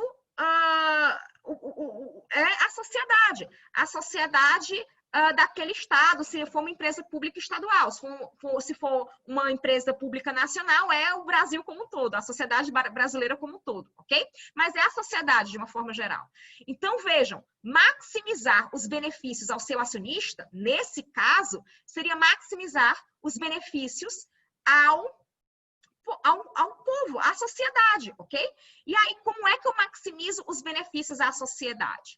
Eu tenho que promover desenvolvimento na sociedade. Eu tenho que aumentar o IDH da sociedade. Eu estou maximizando os benefícios à sociedade quando eu aumento a qualidade de vida, quando eu aumento a renda, quando eu crio empregos, quando eu incluo essa sociedade naquela atividade portuária de uma forma permanente e duradoura, de uma forma que essas comunidades locais envolvidas, elas vão ter as oportunidades, pode demorar mais anos ou menos anos, mas os jovens principalmente, vão ter as oportunidades de daqui a algum tempo se tornarem diretores daquelas empresas, ok? Então, de movimentar a economia, de criar novos nichos econômicos. O professor Sérgio bem comentou aí que não é só a atividade portuária em si, não é? Mas toda a cadeia de outras atividades que ela movimenta, tá? Então, eu estou já aumentando os benefícios à sociedade. Bom, e aí, pensando nisso, portanto, a gente poderia dizer que até mesmo na concepção mais restrita de responsabilidade social, um porto público tem sim o dever de encontrar formas de promover desenvolvimento local, de promover desenvolvimento socioeconômico local, ok? Mas eu nem gosto de ficar no conceito mais restrito. Eu trouxe aqui só para dar mais densidade ainda ao argumento. Mas eu prefiro muito mais, claro, aquele conceito mais amplo de responsabilidade social, o conceito de que responsabilidade social é promover desenvolvimento sustentável, ok? Aí dentro de desenvolvimento sustentável a gente tem um mundo de coisas, vocês alunos do curso sabem disso. E também eu gosto de uma ideia mais ampla de qual seria as obrigações das empresas. Essa ideia mais ampla, eu trouxe aqui a do Peter Drucker, que é considerado o pai da administração, ok?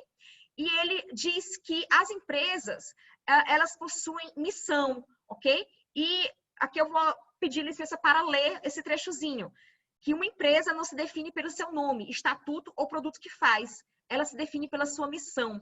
Somente uma definição clara da missão e razão de existir da organização e torna possíveis, claros e realistas os objetivos da empresa. Então, o Peter Drucker traz toda essa ideia de que não apenas maximizar os benefícios para os seus acionistas, não apenas isso. A empresa, ela tem como objetivo maior cumprir a sua missão. E a sua missão sempre é algo que traz sentido, né? Cria sentido dentro da empresa e na sociedade. Então, quem trabalha dentro da empresa tem que ver sentido no que você está fazendo. Você acorda todo dia de manhã para trabalhar e você tem que ver sentido naquilo, né? Eu estou fazendo isso por quê? De que forma o meu trabalho, direto ou indiretamente, gera valor na sociedade, contribui para uma melhor sociedade, ok?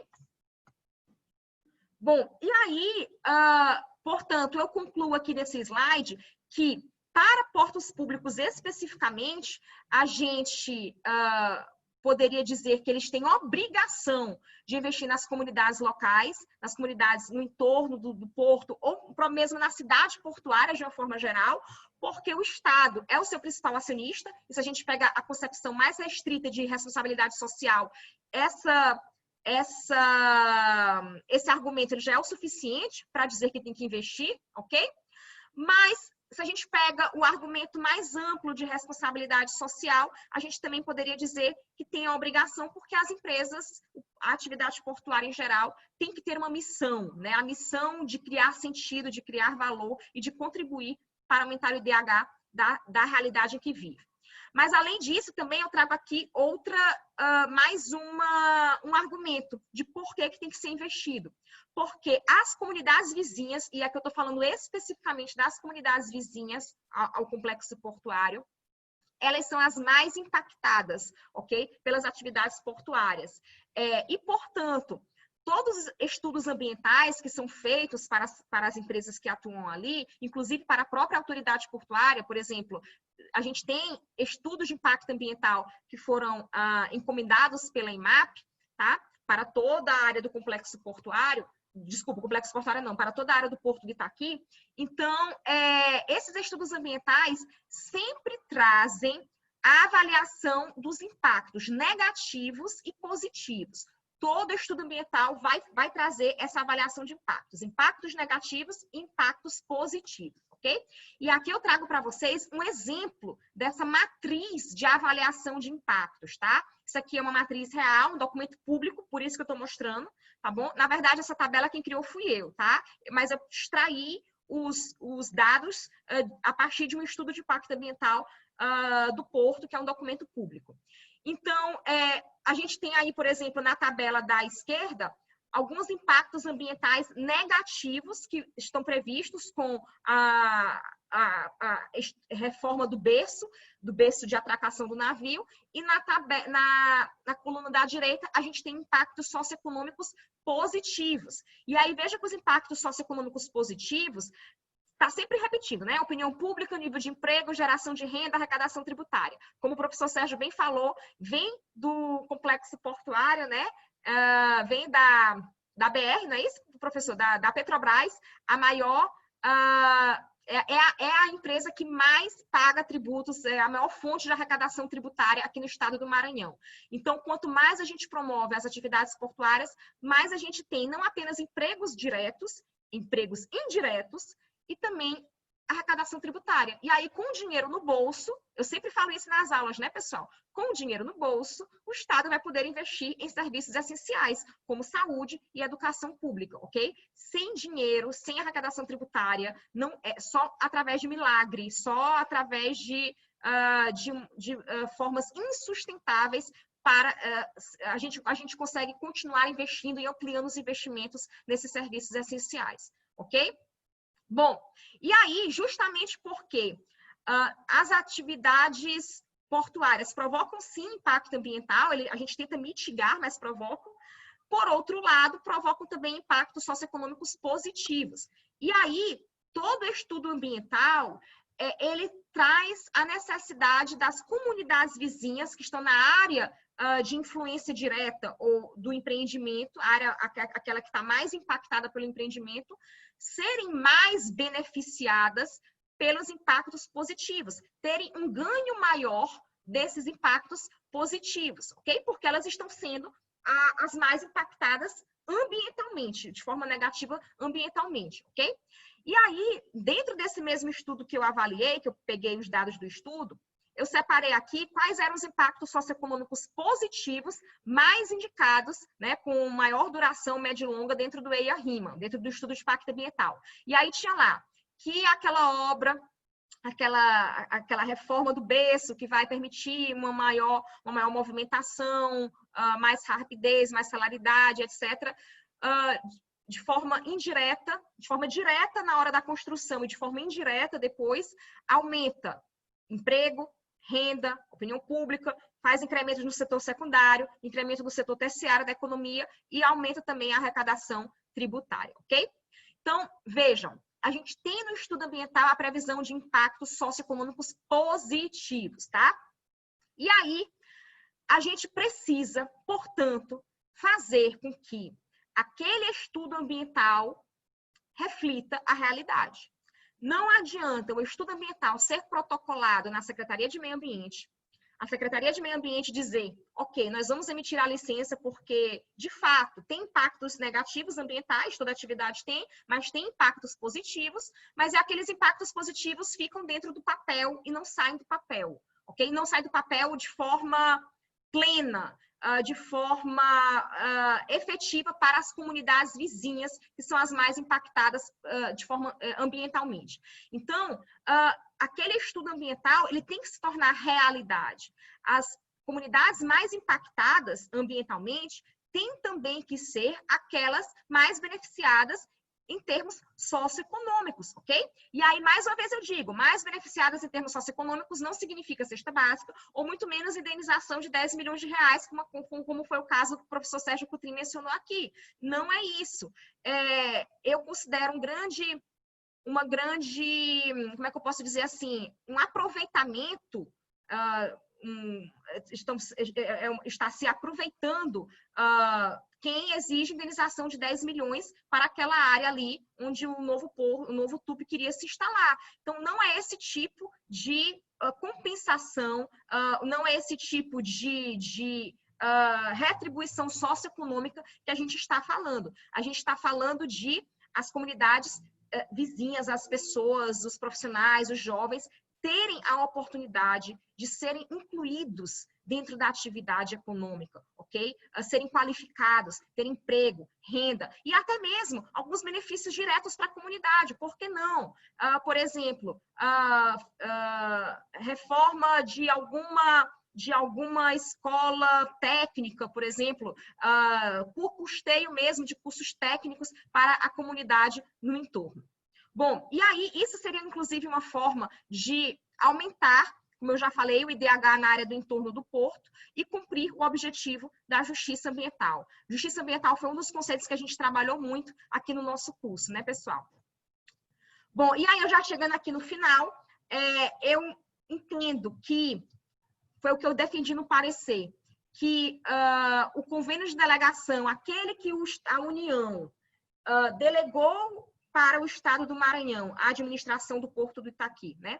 Esse convênio, no final das contas, ele não é afrontado, ele não é desrespeitado quando a gente entende responsabilidade social dessa forma, como projetos, como investimentos que vão aumentar o IDH das comunidades vizinhas, que vão prover formas das pessoas das comunidades vizinhas serem incluídas na atividade portuária, ok? Então, vejam aqui um trechozinho do convênio de delegação. Diz assim: será a receita portuária a ser administrada pela EMAP toda remuneração proveniente do uso da infraestrutura aquaviária terrestre, arrendamento de áreas, instalações, armazenagem, contratos, blá, blá, blá. Vou passar porque está frisado. E investimentos no porto e demais áreas delegadas. Então, vejam, o convênio de delegação traz a palavra investimentos, ok? Se eu considerar que a gente precisa fazer valer o estudo ambiental que fala de geração de emprego, renda, de impactos socioeconômicos positivos. Primeiro ponto. A gente precisa fazer valer a ideia de que os maiores, que os acionistas do porto, né, que é a sociedade, precisam ser beneficiados. A gente precisa, então, gerar desenvolvimento socioeconômico local. E a gente precisa também enxergar como investimento a responsabilidade social, pelo fato de que, quando nós não incluímos as comunidades vizinhas na atividade portuária, a gente está gerando um grande risco dessas comunidades vizinhas não apoiarem o porto, não apoiarem as atividades portuárias, inclusive se insurgirem contra o porto, ok? Foi justamente o que foi comentado aqui no final da apresentação do professor Sérgio, por algumas pessoas que fizeram a pergunta, que talvez a diferença entre a instalação do porto lá, do TUP, do WPR, e a de Alcântara, é o fato de que a WPR não dialogou desde o início de forma intensa com as comunidades. E a do Porto de Alcântara está dialogando desde o início, já tem, como o professor Sérgio comentou, já tem, qual seria, professor, o que está assinado com as comunidades quilombolas, já tem... Já foi feito um acordo com as comunidades, né, quilombolas, de qual será a indenização, de qual será o investimento que será realizado na infraestrutura a qual eles irão ocupar. E, inclusive, assim, de forma inédita, a empresa assinou um acordo de distribuição de dividendos para a comunidade quando o porto começar a operar, que isso é inédito, né? Fantástico. Nunca vi isso em nenhum lugar. Isso é fantástico. Então, vejam que já desde o início se está dialogando com a comunidade, ok? E portanto, isso é um investimento porque se os portos, os TUPs, né, não fazem isso, o risco é muito grande depois. O risco da obra não sair, porque a comunidade vai se revoltar, a comunidade vai se revoltar e vai ter gente que vai pedir 10 milhões de indenização, ok? Então, o risco é muito grande depois. Então, para a própria segurança do negócio, vejam, tem que ser encarado como investimento, porque é, inclusive, uma questão de segurança do negócio.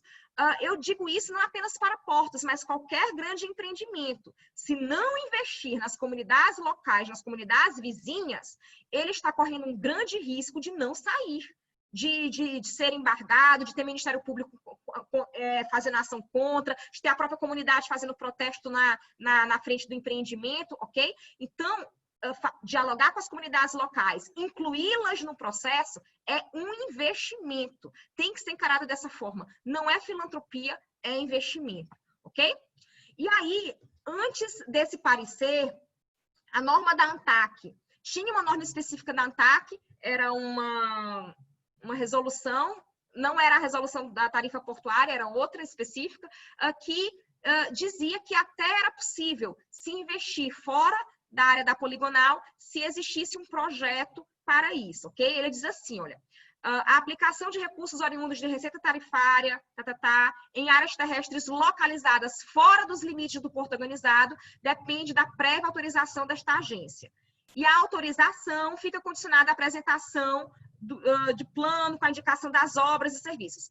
Vejam, era possível, mas esse artigo ele fala muito mais, assim, ele está muito mais relacionado com obras no sistema viário que levam ao porto, né? Tipo assim, o porto vai investir fora da área do porto, mas é para fazer alguns melhoramentos nas obras, nas vias, né? Nas vias de acesso ao porto. E, portanto, todos os portos públicos do Brasil, incluindo o próprio Porto de Itaqui, tinham eram muito temerários em fazer investimentos sociais com base nesse dispositivo aqui, porque é um dispositivo realmente muito frágil, ok? Ele não traz muita segurança jurídica. E aí, eu fiz o parecer, além do parecer, fiz mesmo uma proposta de resolução, textozinho da proposta, etc. E na proposta de resolução, inclusive, eu coloquei regulamentado, de forma bem regulamentada, quais seriam até os critérios para um porto investir nas comunidades vizinhas, investir dinheiro, né, oriundo da receita portuária nas comunidades vizinhas. Como eu falei, não seria de qualquer forma, teria que ter um projeto, e esse projeto, tá aí na linha B, esse projeto deveria conter objetivo geral, específicos, demonstração dos objetivos do projeto com a melhoria gradual e permanente de um ou mais critérios que compõem o IDH. Então, eu quero investir ali no Itaquibacanga, no Anjo da Guarda, certo? Qual é o projeto? É esse. Como é que esse projeto vai melhorar de forma gradual e permanente um ou dois ou os 3 critérios do IDH, que é renda, escolaridade ou expectativa de vida. O projeto vai ter que demonstrar isso. Ou seja, não pode ser doação de cesta básica. Tem que ser algum projeto que vá gerar uma melhoria de longo prazo, melhorando o 1 ou 2 ou os 3 critérios do IDH. E eu ainda citei aqui também a realização de ou mais, né, dos objetivos do desenvolvimento sustentável, ok? Ou seja, um projeto realmente bem estruturado. Bom, aí eu enviei isso para a ANTAC, e aí a ANTAC achou muito texto, né? Tipo, eu já fui chamada de prolixa uma vez, então a ANTAC realmente achou muito texto, é texto demais, e resumiu tudo em um único inciso, que diz o seguinte: que depende da autorização prévia da ANTAC, a aplicação de recursos oriundos do ato circulante da administração pública, do ano circulante da administração pública, ou mesmo do seu ano não circulante, acho que é ano aí, né, pessoal? Eu errei aí a escrita. Quando fora dos limites da área do porto organizado. Inciso 2, políticas de responsabilidade socioambiental promovidas pela própria entidade, tá? Então, esse inciso 2, ele entrou, na época a gente dialogou muito com a ANTAC falou, não, toda essa questão, ela vai entrar dentro da resolução número 32, que é a resolução do novo tarifário dos portos, e aí ela entrou dentro desse artigo bem aí. Eu considero que já foi um avanço, porque agora traz a palavra responsabilidade socioambiental, política de responsabilidade socioambiental, então já traz uma segurança muito maior, uma segurança jurídica muito maior para os portos investirem fora da área do porto organizado, mas eu ainda considero que teria sido melhor colocar como anexo, por exemplo, fazer algum anexo ou alguma cartilha, alguma coisa, em que se explicasse como deveriam ser esses projetos, para deixar muito marcado que quando a gente fala de responsabilidade socioambiental, responsabilidade social, nós estamos falando de projetos que, de forma gradual e permanente, vão aumentar o IDH, vão melhorar a renda, ou o grau de escolaridade, ou a expectativa de vida, ou as 3 coisas juntas, ok? Bom, e é isso, pessoal. Deixa eu fechar aqui. E aí eu me coloco também disponível para perguntas. A gente tem 10 minutinhos para quem quiser fazer alguma pergunta. Ana Lu. Vai lá, meu bem. Bem, eu fico muito feliz com essa apresentação e assim, o discernimento que vocês têm para falar desse assunto. Até a professora fala que ela é otimista, né? Eu não sou muito otimista. Assim, até pela realidade que eu tenho, do bairro que eu moro, dos lugares que eu ando, eu sou muito realista e até um pouco pessimista, na verdade. Então, me preparar, que eu acho que tem muita coisa que não está evoluindo, que é a realidade do Pará mesmo. Então, eu participei de um projeto de educação ambiental numa mineradora daqui do Pará, e eu estive em contato algumas vezes com esse porto de Barcarena. Então, assim, todas as viagens que eu ia para Barcarena, assim, de rio, era uma coisa que me frustrava muito. Eu sou muito frustrada com relação a porto, a experiência que eu tenho de projetos, por me permitir conhecer mesmo a realidade da população. Então, assim, eu ficava dentro da área lá que era de prestação de serviço social, fazíamos o trabalho de educação ambiental e uma coisa muito distante, na verdade, da realidade das crianças, dos adultos, porque às vezes a gente tem uma linguagem muito difícil para falar alguns assuntos, falar de reciclagem, falar de compostagem, então eles não têm. A gente tentava simplificar mesmo as coisas. Você tem fruta na sua casa, o que você faz com o resto dos alimentos? Porque eu vejo um desenvolvimento humano muito, muito precário, principalmente nessa cidade específica de Barcarena. E, assim, só compartilhando com vocês, assim mesmo, a minha frustração e o abismo que eu percebo desse trabalho social, de tudo que vocês falaram de responsabilidade socioambiental dessas grandes empresas, dos portos, de acordo com a realidade da população. E, assim, quando eu ia nessas minhas experiências, eu também ia para alguns restaurantes populares, para a casa das pessoas, também com curiosa da geografia, né, que sou geógrafa, para saber o relato que elas tinham, das impressões que elas tinham, dessas grandes empresas, dos portos. Eu já até mencionei em aulas anteriores, era uma coisa muito frustrante, assim, porque eles falavam que eles tinham a relação com o rio, né, que a gente chama de igarapé, e muitos desses igarapés foram poluídos, eles perderam esse vínculo da pesca, as empresas chegavam de uma maneira muito arbitrária, hierárquica, e a população só tinha que ser retirada do seu local e recebiam indenizações. Isso daí realmente acontece, de indenizações, e é o que a gente sempre fala, assim, da perda que a gente tem, das histórias, dessa relação na cidade. Então, assim, só compartilhando com vocês mesmo, essa minha frustração, esse meu incômodo, assim, de dizer, toda viagem que eu fazia, eu falo, tem alguma coisa errada aqui. Porque aí, quando a gente vai ver os relatórios de quanto superfaturam essas grandes mineradoras, e aí tu vê o nível, assim, de desenvolvimento humano, assim, de educação, e aí aquilo me frustrava, assim, sabe? Eu falei, eu tenho que fazer alguma coisa, tenho que fazer alguma coisa, e até a escalabilidade do projeto que eu estava era muito pequena. Então, eu falava, só consigo atingir tais pessoas em tanto tempo, e isso daí me frustrava. Então, só compartilhando com vocês, eu não sou muito otimista, eu não vejo com otimismo, porque, principalmente isso que a gente está falando da arrecadação tributária, quando existe, ela também vai muito para uma política, assim, tendo assistencialismo também, mas é para gastar, por exemplo, com shows. Isso que eu percebia, o Estado ele investia assim, tem um festival do abacaxi para a população, vai ter o show da Marília Mendonça. Então, aí a gente ficava 500 mil, 800 mil, a gente ficava assim, nossa, e aqui a poeira, a rua, o saneamento básico gritando, e a população ia para o show, bora lá, o show é de graça e tudo. Então, assim, é muita falta de desenvolvimento humano, realmente, é aquilo que a gente já conversou. O que é o desenvolvimento? E esse desenvolvimento sustentável na prática. Então, só compartilhando aí a minha experiência com vocês. Meu bem, perfeito. Eu já vou passar a palavra para o Sérgio, para o professor Sérgio, mas eu quero só comentar uma coisa, que justamente quando tu falaste que às vezes o poder público gasta dinheiro com o show da Marília Mendonça, do Wesley Safadão e tal, quando eu fiz aquela proposta de se regulamentar bem direitinho, assim, detalhadamente, que projetos os portos públicos poderiam investir dinheiro no porto nas comunidades, eu pensei justamente de detalhar isso para impedir que o dinheiro do porto vá ser investido, vá financiar um show do Wesley Safadão para o bairro vizinho, entendeu? Tipo, vamos agora colocar o Wesley Safadão aqui para a cidade de São Luís inteira, entendeu? Com o dinheiro do porto.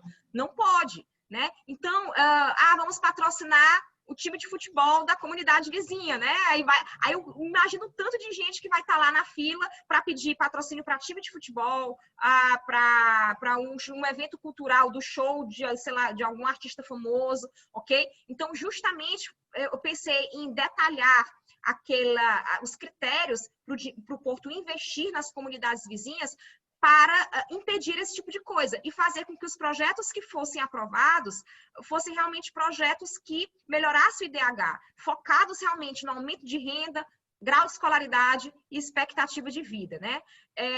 Para a gente realmente ter um desenvolvimento pleno, um desenvolvimento real e não um falso desenvolvimento. Professor Sérgio, aqui nas aulas a gente falou muito também sobre o conceito de falso de desenvolvimento que eu menciono lá na minha tese.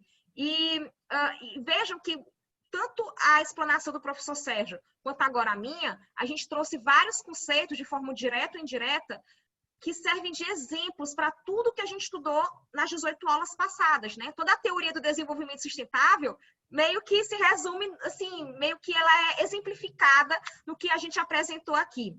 E vejam, eu sempre digo que eu sou otimista, né? Porque, na minha opinião, ou a gente é otimista, ou a gente vai cruzar os braços e ficar sem fazer nada, né? Então, tem duas opções. Ou você é otimista e vai em frente, né? Ou então você vai ficar com depressão na cama, né? Porque, às vezes, a realidade é muito ruim, o diagnóstico das coisas é ruim. Então, assim, ou você tem essa atitude otimista, ou então realmente você fica sem ânimo para fazer as coisas.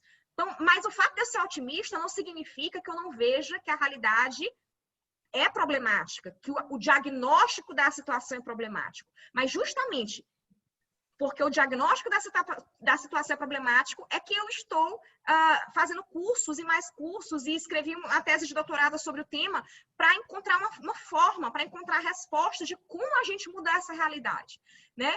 E vejam, pessoalmente, me doía muito no coração, aqui, um minutinho eu vou terminar, eu vou passar a palavra para o professor Sérgio, me doía muito no coração, quando eu ia trabalhar todo dia na IMAP, eu ia no ônibus da empresa, né? E aí, como eu falei, o ônibus ia parando no Renascença, no Calhau, no São Francisco, sei lá, de 2 em 2 quilômetros parava e os profissionais entravam.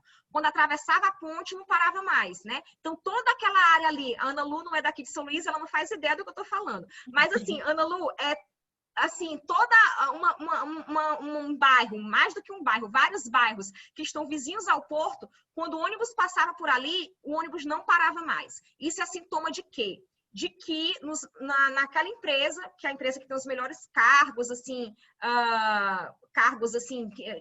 de trabalho intelectual, ok? Não tem pessoas da comunidade trabalhando. Certo? Talvez as pessoas da comunidade estejam trabalhando em outros cargos mais braçais, entendeu? Mas não vão naquele ônibus. Então, era muito sintomático isso. O ônibus passava direto. E isso sempre me fez pensar como é que a gente vai aproveitar o potencial de riqueza que o Porto tem, porque tem sim, e por isso que eu sempre defendo, eu acho que a nossa melhor chance de se desenvolver é através do setor portuário, mas tem que ser de forma inclusiva, porque se não for de forma inclusiva, não é real desenvolvimento, aí é um falso desenvolvimento, né? Bom, professor Sérgio, passa a palavra para o senhor.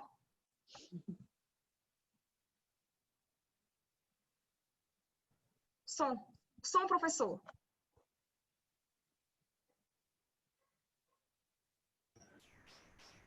Professor, o som tá mudo. Ainda tá mudo, professor, o som. Agora foi, sim. Agora tá, né? Ok. Quero te parabenizar pela aula, gostei bastante. E eu devia ter me inscrito no curso, ter assistido essas 18 aulas aí para aprender um pouco mais, tá? Eu quero comentar só fazer um breve comentário dos 17, de todos os objetivos do desenvolvimento sustentável.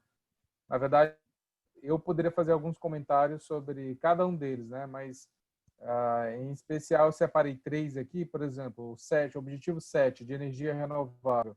Existe um projeto na nossa universidade, o professor da engenharia elétrica, ele está fazendo um projeto para a construção de uma usina de energia maremotriz, ou seja, a instalação de turbinas no cais, nos berços dos portos, com o movimento da maré, se produz ali energia tanto para o porto quanto para as regiões circunvizinhas, né?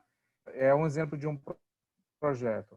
Assim, a água e saneamento. Outras empresas, por exemplo, a Alera tem um trabalho de umectação do solo para diminuir a emissão, propagação de particulados, né? Então, essa água que ela é feita, que ela é jogada no ambiente, ela já é com a água que é captada da chuva, né? O objetivo número 4, por exemplo, educação de qualidade. Existe vários projetos na área de educação das empresas do setor portuário. Então, assim, existem projetos da EMAP de auxílio convênio, por exemplo, com escolas técnicas do setor portuário, para oferecer programas de estágio. A Vale teve investimentos em alguns IEMAs, que são os Institutos Estaduais de Educação. Então, para todos os objetivos do desenvolvimento sustentável, existem alguns projetos das empresas do setor portuário. Eu poderia aqui citar um para cada. Quando eu faço esse comentário, assim, eu não quero dizer que é tudo perfeito, que é um paraíso, que é uma maravilha. Eu não quero dizer isso. Eu quero dizer que eu também sou otimista e eu vejo as empresas, eu vejo algumas empresas se movendo em direção a um alinhamento em relação ao desenvolvimento sustentável. Podem fazer mais? Com certeza absoluta. Algumas podem fazer muito mais do que outras, inclusive, tá? Mas eu prefiro ficar com a visão otimista e agradeço a participação de todos vocês, agradeço o convite da Isabela, estou à disposição. Bom, professor, muito obrigada. Gente, a gente chegou às 10 horas. Quem tiver ainda alguma pergunta, eu peço para enviar para mim, ok? Que aí eu passo para o professor Sérgio. Se vocês não estão no grupo do Projeto Ágora, que é um grupo aberto de WhatsApp, e quiserem entrar, é só entrar em contato, tá bom? Bom, e eu perguntar aqui sobre o certificado para os alunos do curso.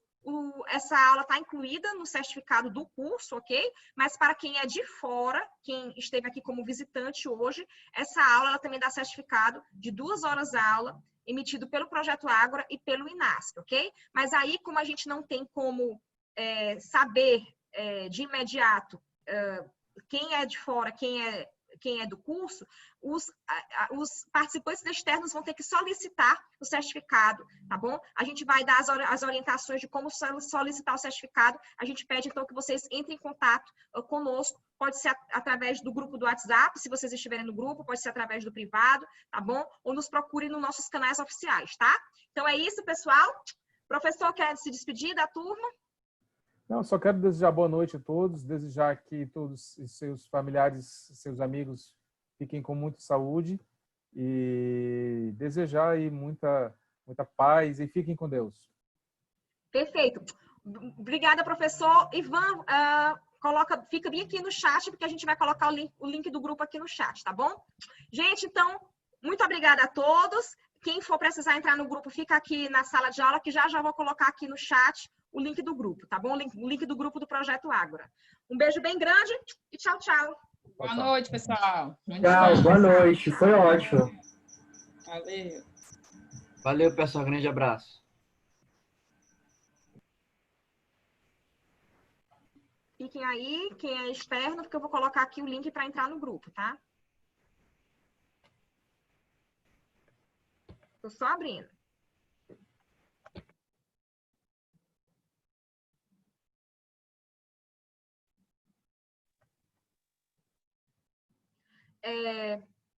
Monitora, não sei quem está aqui, Bianca, Vivi, Aline, podem parar a gravação, pessoal.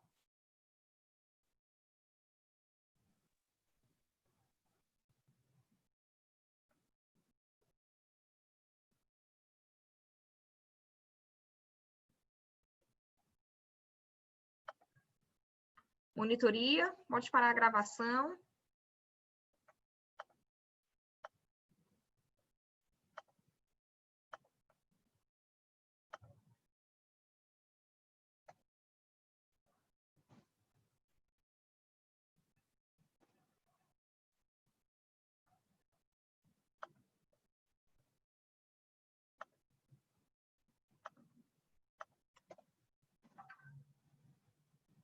Ok, pessoal? Então, tá aí o grupo do chat.